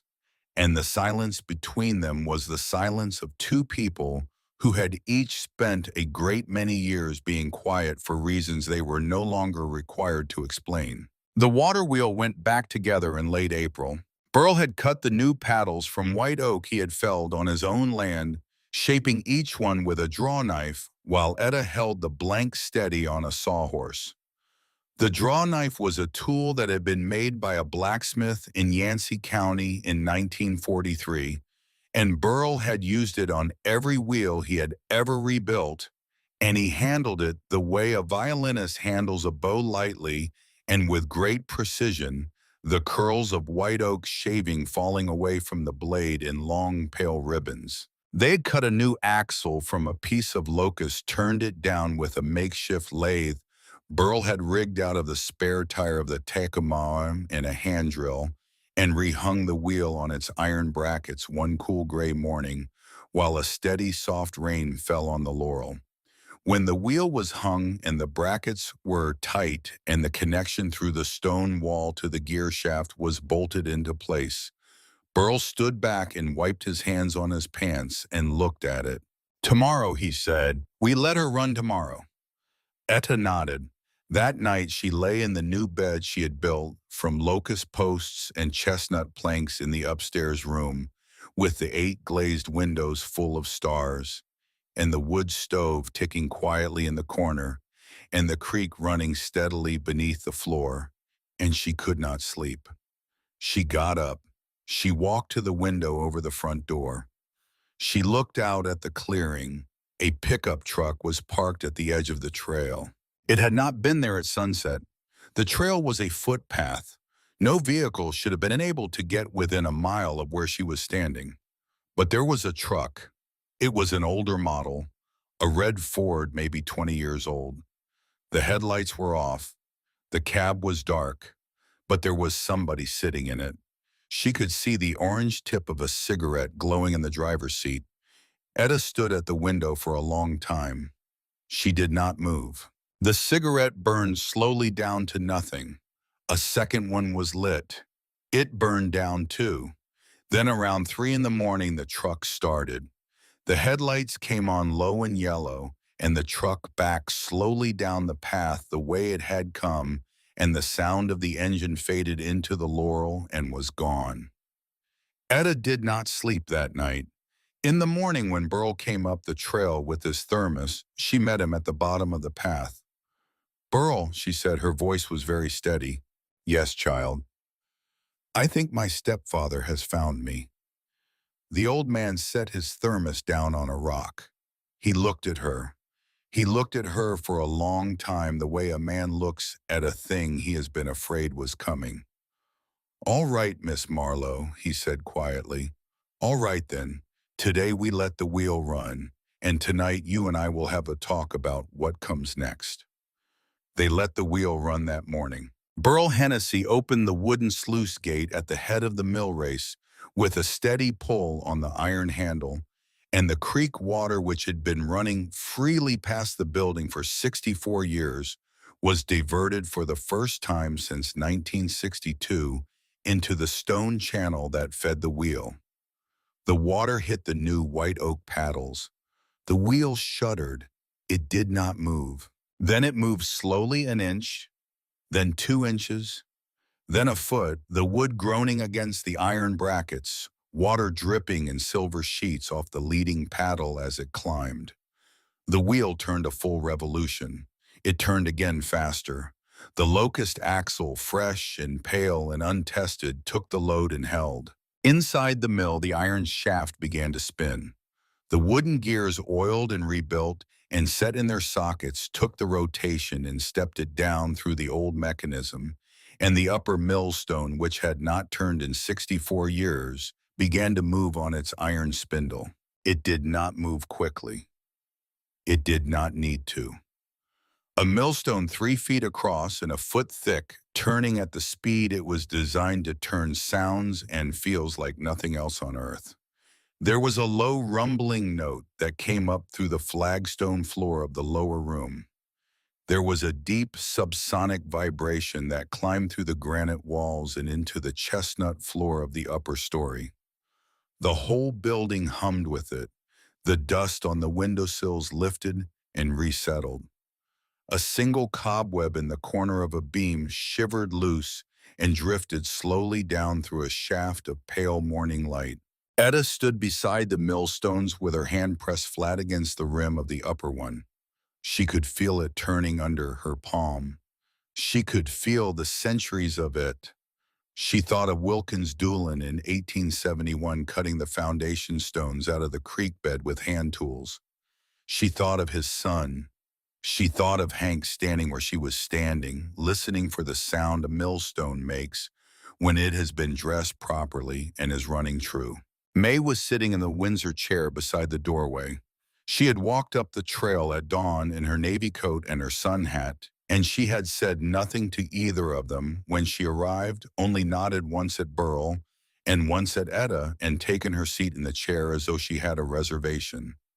Now, with the wheel turning outside and the stones turning inside and the whole building alive again, under her after 6.5 decades of silence, the old woman put both her hands flat against the granite wall behind her chair, and she closed her eyes and she did not move. After a long time, she said very quietly in a voice that was not meant for anybody but herself, "There you are, Hank." Burl Hennessy turned his face away.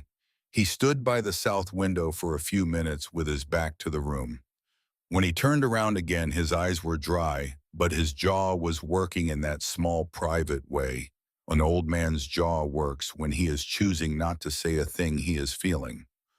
"All right, then," he said. That night, after May had been walked back down the trail by Burl and tucked into the cab of his old pickup at the trailhead, and driven home to Hot Springs after Etta had banked the fire in the wood stove and locked the front door for the first time since she had hung a new lock on it, after the moon had come up over the eastern ridge and laid a long, pale stripe across the chestnut floor through the window over the bed, Burl Hennessy returned. He did not come back up the trail. He came up the creek itself, walking the bank in the dark and with a battery lantern in his hand, the way a man walks who does not want to be seen by anybody who might be watching the path. He tapped on the front door. Etta let him in. He set the lantern on the table. He pulled out the Windsor chair. He sat down. He took off his hat and laid it on his knee. "Miss Marlowe," he said, "I have lived in this valley my entire life. I have known a great many men. Some of them were good men. Some of them were not. I want to ask you a few questions about the man in the truck last night." "Yes, sir." "Has he ever struck you?" "No, sir, not me.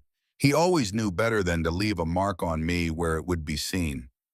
"Has he ever struck your mother?" "Yes, sir, for about 10 years." "Has he ever made a credible threat to kill either of you?" She thought about this. "He has made threats. I am not sure I would call them credible. He is a coward. But he is also a coward who has been losing for a long time, Burl, and I do not know what a man like that does when he thinks he has nothing left to lose." Burl nodded slowly. He sat for a long moment looking at the lantern flame. "Tomorrow," he said, "you and I are going to drive into Marshall. We are going to sit down with Sheriff Pike, and you are going to tell him everything you have written down in those notebooks.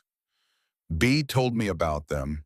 Then you are going to sit down with a lawyer that B knows a woman she went to high school with up in Burnsville 50 years ago, and you are going to file paperwork, a protective order against your stepfather, and separately a complaint with the federal government concerning the disability checks he has been signing in your mother's name.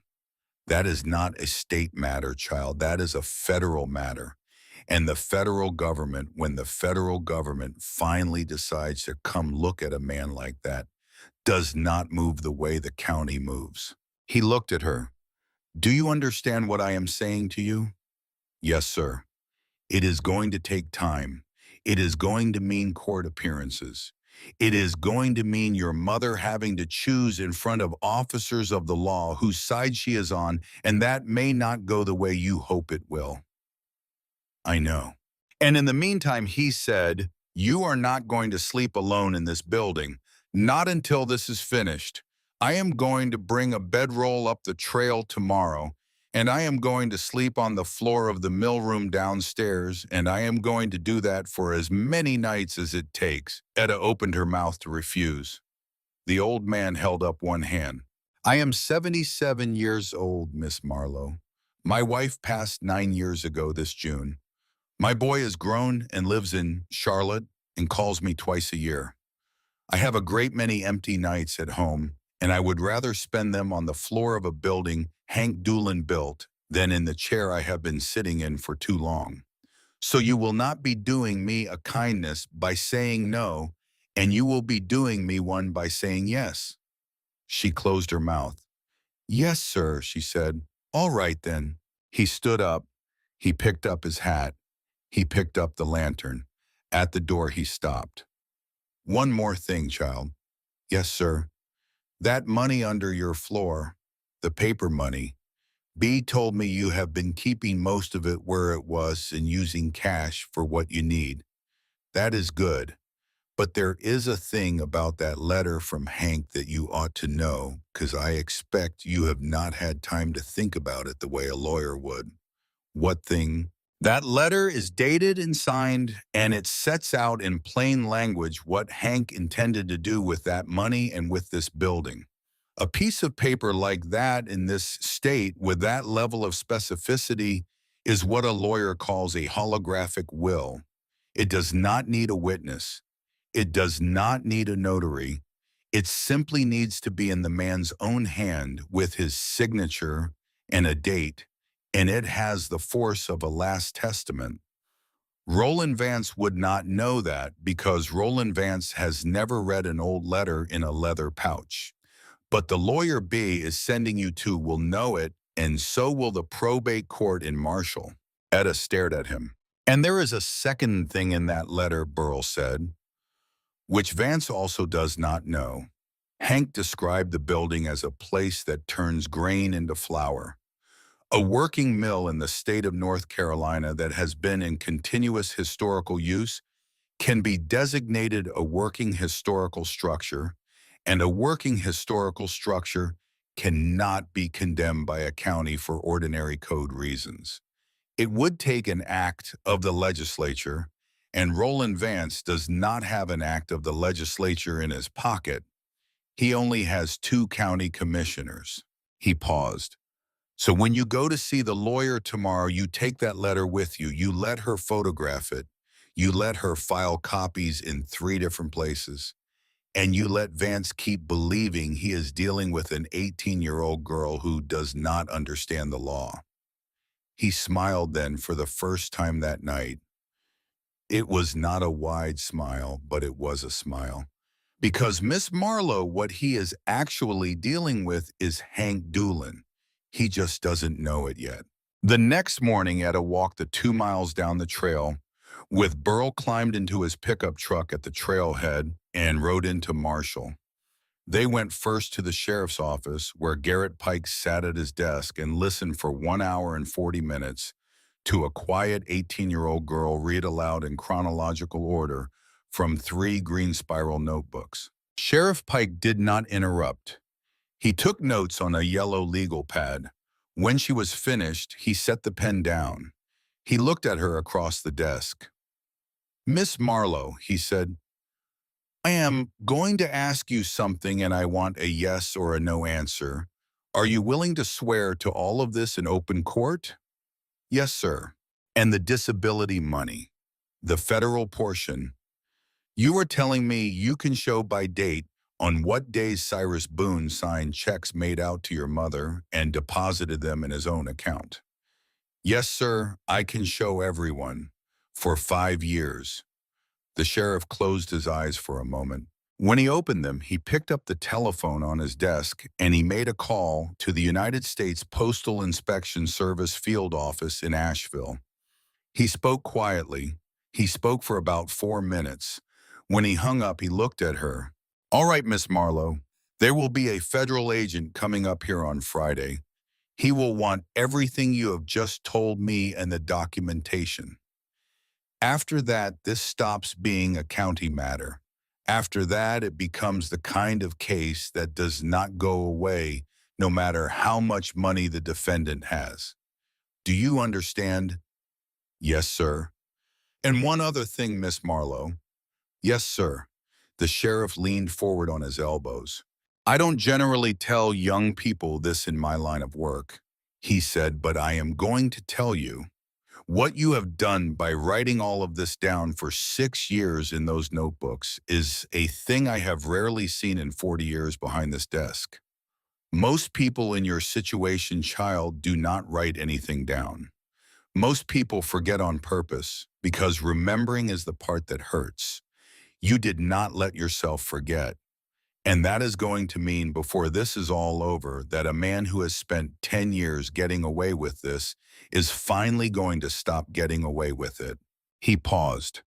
"Your mother, Miss Marlowe, is going to owe you something for that one day that she is going to have a hard time figuring out how to pay back. I want you to be ready for the fact that at first she may not act like she owes you anything at all." "I know, sir." He looked at her for a long moment. "All right then," he said. The lawyer was in a small office above a hardware store on the main street of Marshall. Her name was Doris Pendergast, and she was 61 years old, and she had grown up 2 valleys over from the one B. Whitlock had grown up in, and she had been practicing law in Madison County for 34 years. The walls of her office were lined with old wooden file cabinets, and the file cabinets were labeled in faded ink with the names of every family in the county who had ever needed her, and the labels at the front of one drawer included Doolin and Hennessy and Whitlock and 3 others Etta did not recognize but whose names she would in time come to know. Doris Pendergast read Hank Doolin's letter twice. She held it up to the light. She turned it over. She set it down on her green felt blotter as carefully as a woman setting down a piece of bone china. "Miss Marlowe," she said, "this letter is going to be photographed in the next 10 minutes by my paralegal, and the original is going into a fireproof safe in the Bank of Marshall this afternoon, and a certified copy will be filed at the county courthouse before the doors close at 5 o'clock. Once that is done, no court in this state will entertain a serious challenge to your title. And the second item we are going to pursue also today is the historical mill designation for which the affidavit of May Doolin and the oral histories collected by the Madison County Historical Society in 1978 will be sufficient supporting documentation." She looked at Etta over her reading glasses. "And as concerns Roland Vance, Miss Marlowe, my advice to you is the simplest advice I ever give. Do not speak with him again. Do not respond to his letters. Do not accept his calls. Every communication from his office or his attorneys will, from this point forward, come to me." "Yes, ma'am." "And one more thing." "Yes, ma'am. You are going to want 18 months from now, when this is all settled, and Roland Vance has lost his development permits, and Cyrus Boone is in a federal facility, and your mother is sitting in your kitchen drinking coffee to remember the day you walked into this office. Because today is the day, child, that the wind changed." Etta did not know what to say to that. She nodded. Doris Pendergast almost smiled. "All right," she said. "Now go home. I have work to do." The federal agent came up the trail on Friday morning with Sheriff Pike, both men carrying briefcases, both men in good walking boots. The agent was a heavy-set man in his early 50s, with a gray crew cut and a gold wedding band on his left hand, and the careful, watchful eyes of a man who had spent 2 decades looking through other people's mail for evidence that would put them in prison. His name was Samuel Quist, and he introduced himself politely, and he sat down at the chestnut table in the upper room and accepted a cup of coffee from the wood stove and listened to Etta read again from her notebooks. He stayed for 4 hours. He photographed every page of every notebook. He took a sworn statement. He took copies of bank statements that Etta had kept in another Ziploc bag in another sock for 2.5 years. When he was done, he closed his briefcase. He drank the last of the coffee. He stood up. "Miss Marlowe," he said, "I have been a postal inspector for 19 years. I want you to know that what is going to happen to your stepfather beginning sometime in the next 2 weeks is going to be quiet, and it is going to be thorough, and it is going to be final. You will not need to do anything else. You will not need to speak to him. You will not need to go to his house. The only thing you will need to do when the time comes is testify. Will you be ready to do that?" "Yes, sir." "All right, good day, Miss Marlowe." He tipped his hat to her, and he walked down to his car with the sheriff, and they drove away. Cyrus Boone was arrested at his place of employment in Asheville on a Tuesday morning 11 days later. He was charged in federal court with 61 counts of mail fraud, identity theft, and wire fraud. The bond was set high.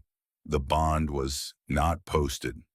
He sat in the federal detention center in Asheville for the 5 months it took for the case to come to trial, and during those 5 months, very quietly by way of a series of slow, careful steps, facilitated by B. Whitlock and Doris Pendergast, and a women's shelter counselor in Asheville, Etta's mother left the brick house on the north side of town. She took with her 2 suitcases, the textbook on animal anatomy from above the washing machine, and a small framed photograph of Etta at the age of 6, holding a stray kitten she had once been allowed to keep for 9 days before Cyrus had come home and made her give it away. Rosalind, they came up the trail on a Sunday morning in the middle of June. She came alone. B had driven her as far as the trailhead. B had not come up with her. B had said on the phone the night before that this one was for the two of them and nobody else. Etta heard her on the path before she saw her. She was on the roof again, this time fitting a small copper cap over the chimney to keep out the rain. She heard footsteps. She heard them stop. She turned and looked down off the roof, and there at the edge of the clearing was her mother. Rosalind Marlowe was 40 years old. She looked older. She was wearing a navy blue dress and a thin cotton cardigan and good walking shoes that B had bought her at a thrift store the week before. Her hair, which she had let go gray at the temples for the last 3 years, because Cyrus had said that gray hair did not bother him, was clean and brushed and pulled back in a low knot. There was a small healing bruise along her left jaw, the kind of bruise that comes from a backhand at close range, and Etta knew looking down at it from the roof exactly which day it had happened. Her mother set down her 2 suitcases.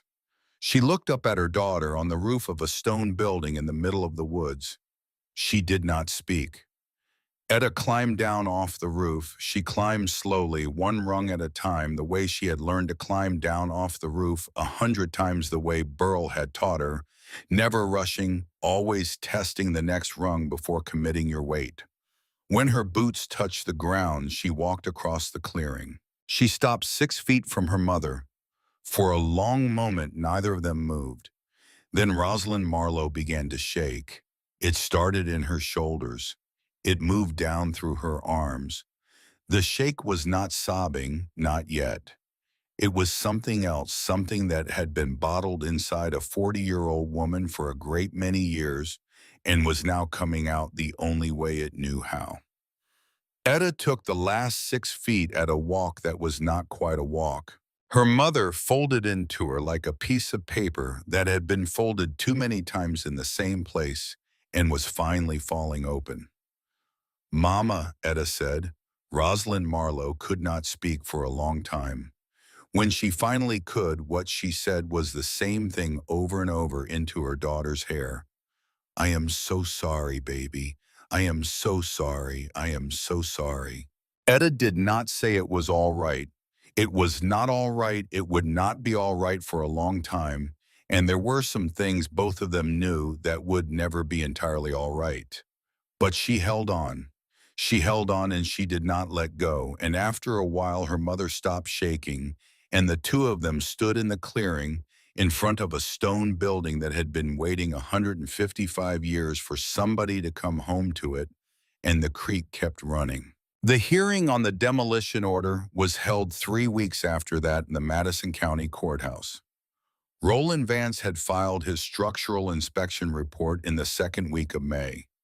The County Code Enforcement Office had been required by state law to schedule a public hearing on it. The hearing was open to anyone in the county. Half of Hot Springs came. Wendell Cobb came in clean overalls and a feed store cap with 3 other heirloom corn farmers from the lower valley who had been bringing their corn up the trail to Etta's mill since the third week of May.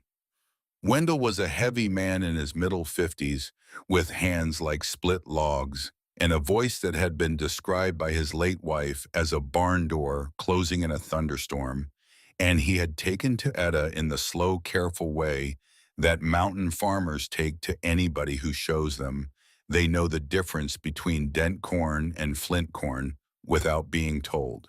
Burl Hennessy came in his only suit, a gray wool one he had worn last to his wife's funeral. B. Whitlock came in a black dress and a string of pearls. Garrett Pike came in his uniform and sat in the second row, his hands folded in his lap, his face giving nothing away. May came on the arm of her grandnephew. She was wearing the navy church coat and the sun hat, and she carried in her free hand a small bundle wrapped in brown paper. Doris Pendergast was at the petitioner's table. Roland Vance sat at the respondent's table with 2 attorneys from Charlotte in good gray suits. He did not look at Etta when she came in. He did not look at her when she sat down at the petitioner's table beside Doris. He looked instead at the wood paneling behind the bench, and his jaw worked once the way a man's jaw works when he has been told something he did not want to hear and has not yet decided what to do about it. The hearing took most of the morning. Doris Pendergast presented and ordered the deed of sale, the holographic will of Henry Doolin, dated April 14, 1958, the certified affidavit of May Doolin, attesting that the letter was in her uncle's hand, the oral history transcripts from the Madison County Historical Society in 1978, establishing 101 years of continuous milling operation at the site, the petition for designation as a working historical structure, and finally last the supplementary affidavit of one, Burl Hennessy, retired millwright, attesting that as of April 23, 2026, the mill had resumed active grinding of grain for paying customers in the valley. Then she presented one more item. It was a sworn deposition taken the previous Friday in the offices of the Madison County District Attorney from a man named Stephen Carruthers, who had represented himself as a structural engineer in the inspection report Roland Vance had submitted to the county. Mr. Carruthers, it turned out, had not been a licensed structural engineer in the state of North Carolina at any point in his life. His license was for civil engineering in the state of Tennessee, and it had lapsed in 2017. He had been paid $11,000 by Laurel Springs Holdings to write the inspection report. He was now cooperating with the district attorney's office. Roland Vance did not move at the respondent's table. His Charlotte attorneys exchanged a single glance. The county code enforcement officer, a short, heavy man named Clyde Brewster, who had been on the take from Roland Vance for 2 years and who would be indicted on his own charges within 60 days, swallowed once at his seat behind the bench and announced that in light of the new evidence presented, the demolition order was withdrawn. A small, ragged sound went up from the back of the courtroom. It was Wendell Cobb. He had a deep voice. He had said very loudly and not entirely on purpose the word yes. May stood up. She was so small that in the back of the courtroom, only the people directly behind her saw her stand. But the judge saw her. The judge had been a young attorney and marshal in the 1970s, and he had eaten Hank Doolan's cornmeal his entire boyhood, and he stopped speaking and looked at her. "Ma'am," the judge said gently, "did you wish to address the court?" May walked leaning on her cane all the way to the front of the courtroom. She walked past the petitioner's table. She walked past the respondent's table. She did not look at Roland Vance. She stopped at the bench. She set her brown paper bundle on the bench in front of the judge. She unwrapped it slowly. It was a single piece of cornbread. It was wrapped in waxed paper. It was still slightly warm. "Your Honor," she said, "this is from the first batch of meal that has come off my Uncle Hank's mill in 64 years. Miss Marlowe ground the corn herself last Tuesday. I baked the bread this morning.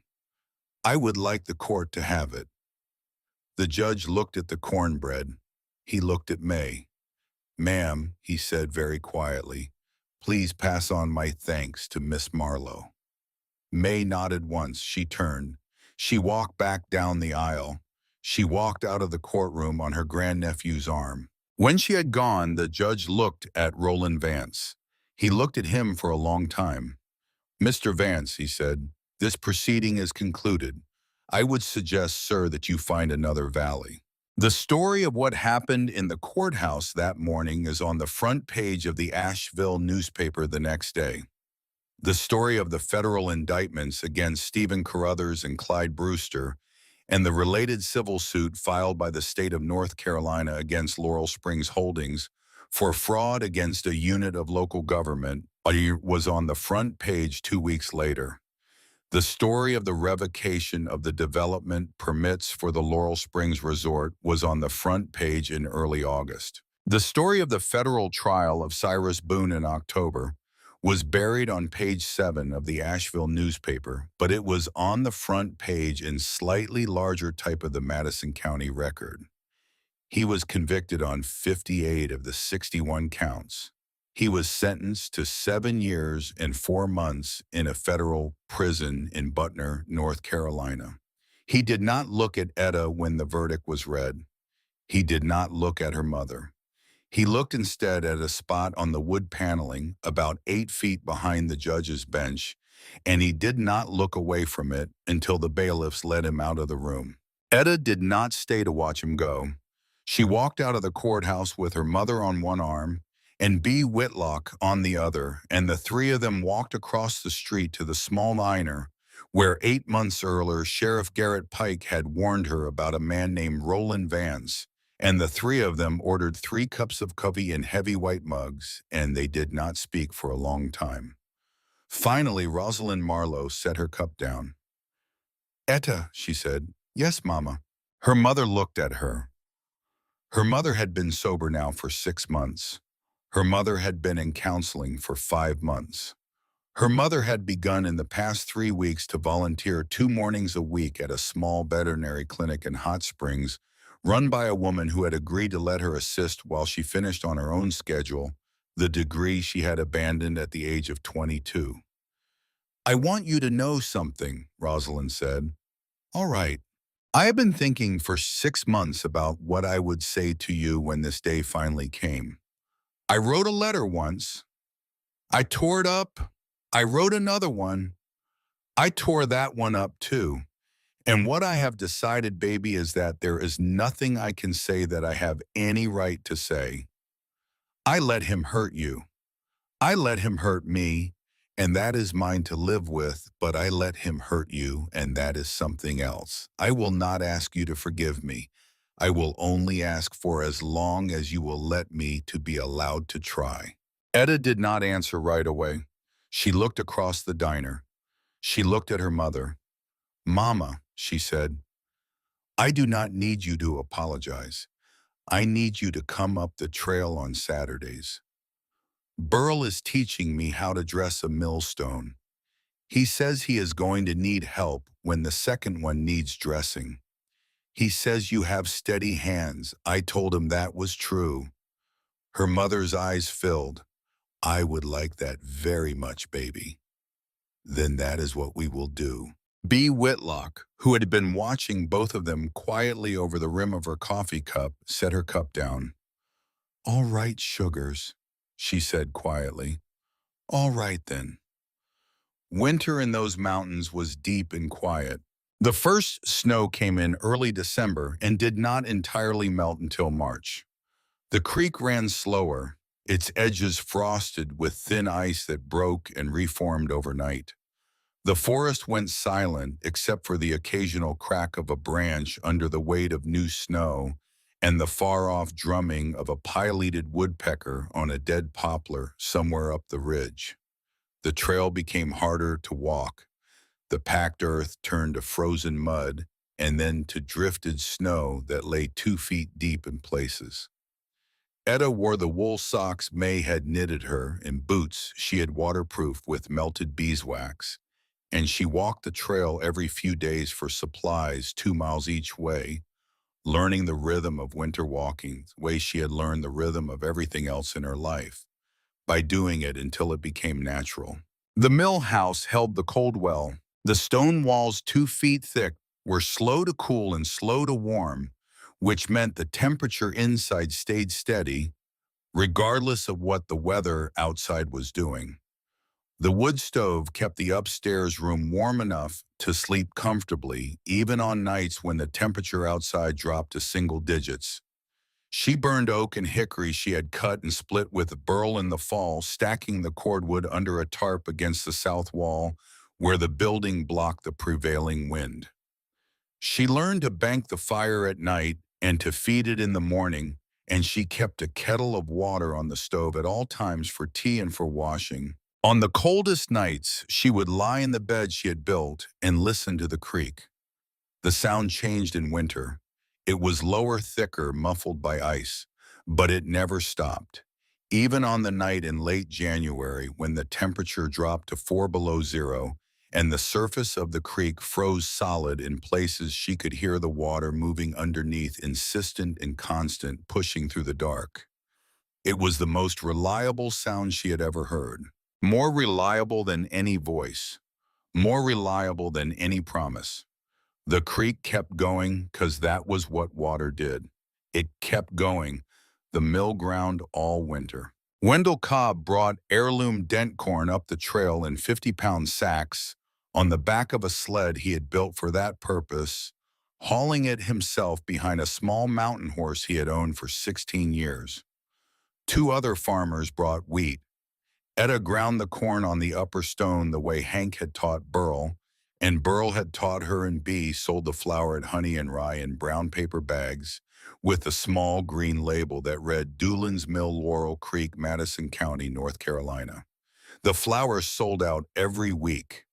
By February, it was selling out before Bee opened the store on Saturday mornings, and there was a list kept in pencil on a clipboard hanging by the cash register of customers who had been waiting since November.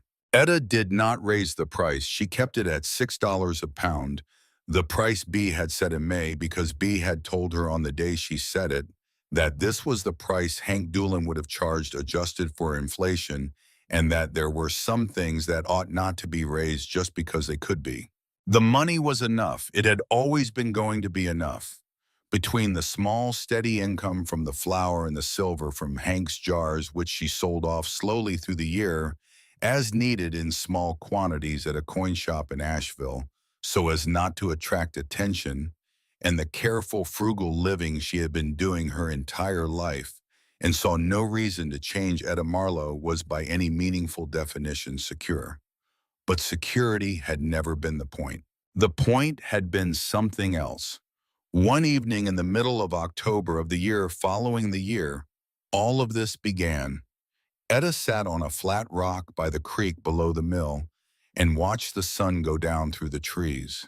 The forest was on fire with color. The maples were red, the poplars were gold, the oaks were bronze. The creek caught the colors and carried them downstream in long rippling streaks, the way the creek carries everything patiently without hurry, without resistance. The water wheel turned slowly behind her, creaking softly in its iron brackets, pushing water off its paddles in small silver arcs that caught the last of the sun. Inside the mill, the wood stove was burning. The 8 glazed windows glowed a warm amber against the darkening forest. May was inside sitting in the Windsor chair, teaching Etta's mother how to make the buttermilk biscuits May had once made for Hank to give to a small boy named Burl Hennessy, who had walked up the creek with a sack of corn on his back. Burl was on the back step drinking a cup of coffee, watching a deer move through the rhododendron at the edge of the clearing. Etta thought as she watched the sun go down about Hank Doolin. She thought about a man who had run a mill for 40 years, who had hidden his savings under the floor in mason jars in 1958, who had written a letter in pencil and put it in a leather pouch and walked away, knowing that someday somebody would come. He had not known who, he had not known when, but he had trusted the stones, he had trusted the creek, he had trusted that a place built to feed people would always draw eventually a person who needed to be fed. She thought about Cyrus Boone in his cell in Butner, 6.5 years still to serve. She thought about Roland Vance, who had moved his operation to Tennessee, where, as far as Etta knew, he was now trying to do the same thing to some other valley. She thought about her mother, who had become invisible to survive and who was now standing at a kitchen table teaching herself how to roll out biscuit dough by feel, because May's eyes were no longer good enough to tell her if it was right. She thought about B. Whitlock, who had made toast and made phone calls and driven a bakery van to a courthouse in Marshall so that an 18-year-old girl she had known for 2 years could buy a stone building for $10. She thought about what it means to be small. She had been small her whole life, small and quiet and easy to overlook. But she was beginning to understand in this second autumn at the mill that small does not mean weak. The creek beside her was small, a narrow stream that you could jump across in most places, and a man could probably step over it in his good boots if he chose a spot. But that small creek had been grinding grain for 155 years. It had been carving stone since before anyone had built anything on its banks. It was patient and steady, and it never stopped. And over time, without ever appearing to do anything in particular, it had shaped the entire valley. That was the thing about water. It did not fight, it did not push. It found the path of least resistance, and it followed that path, and over years and decades and centuries almost, without anybody noticing it, changed the shape of the world. That was the thing about people like Etta Marlowe, people who had been made small by somebody else's anger or fear or indifference. They did not break. They flowed. They found a way around the obstacle and they kept going. And one day, without anyone quite noticing how they had built something that lasted. Etta Marlowe was 18 years old and she had been thrown out and she had $10 to her name. She had spent that $10 on a crumbling stone grist mill on a creek in the mountains of western North Carolina. It was the best $10 she had ever spent. She watched the last of the sun go down behind the western ridge. She watched the colors of the forest fade one by one into the blue dusk. She watched the windows of the mill grow brighter as the world around them grew darker, until the building looked from where she was sitting like a single warm lantern set down at the bottom of a deep green bowl. Then she got up. She walked across the clearing. She climbed the stone step and pushed open the oak door of a building that had been waiting 155 years for somebody to come home to it, and she stepped inside and she shut the door behind her. The mill kept running, the creek kept going. And somewhere in the dark, beneath the chestnut floor and the stones that had been laid by a man named Wilkins Doolin in 1871, the building hummed quietly to itself, the way a place hums when the right person has finally arrived and the long waiting is over. And what comes next at last is simply the rest of the life.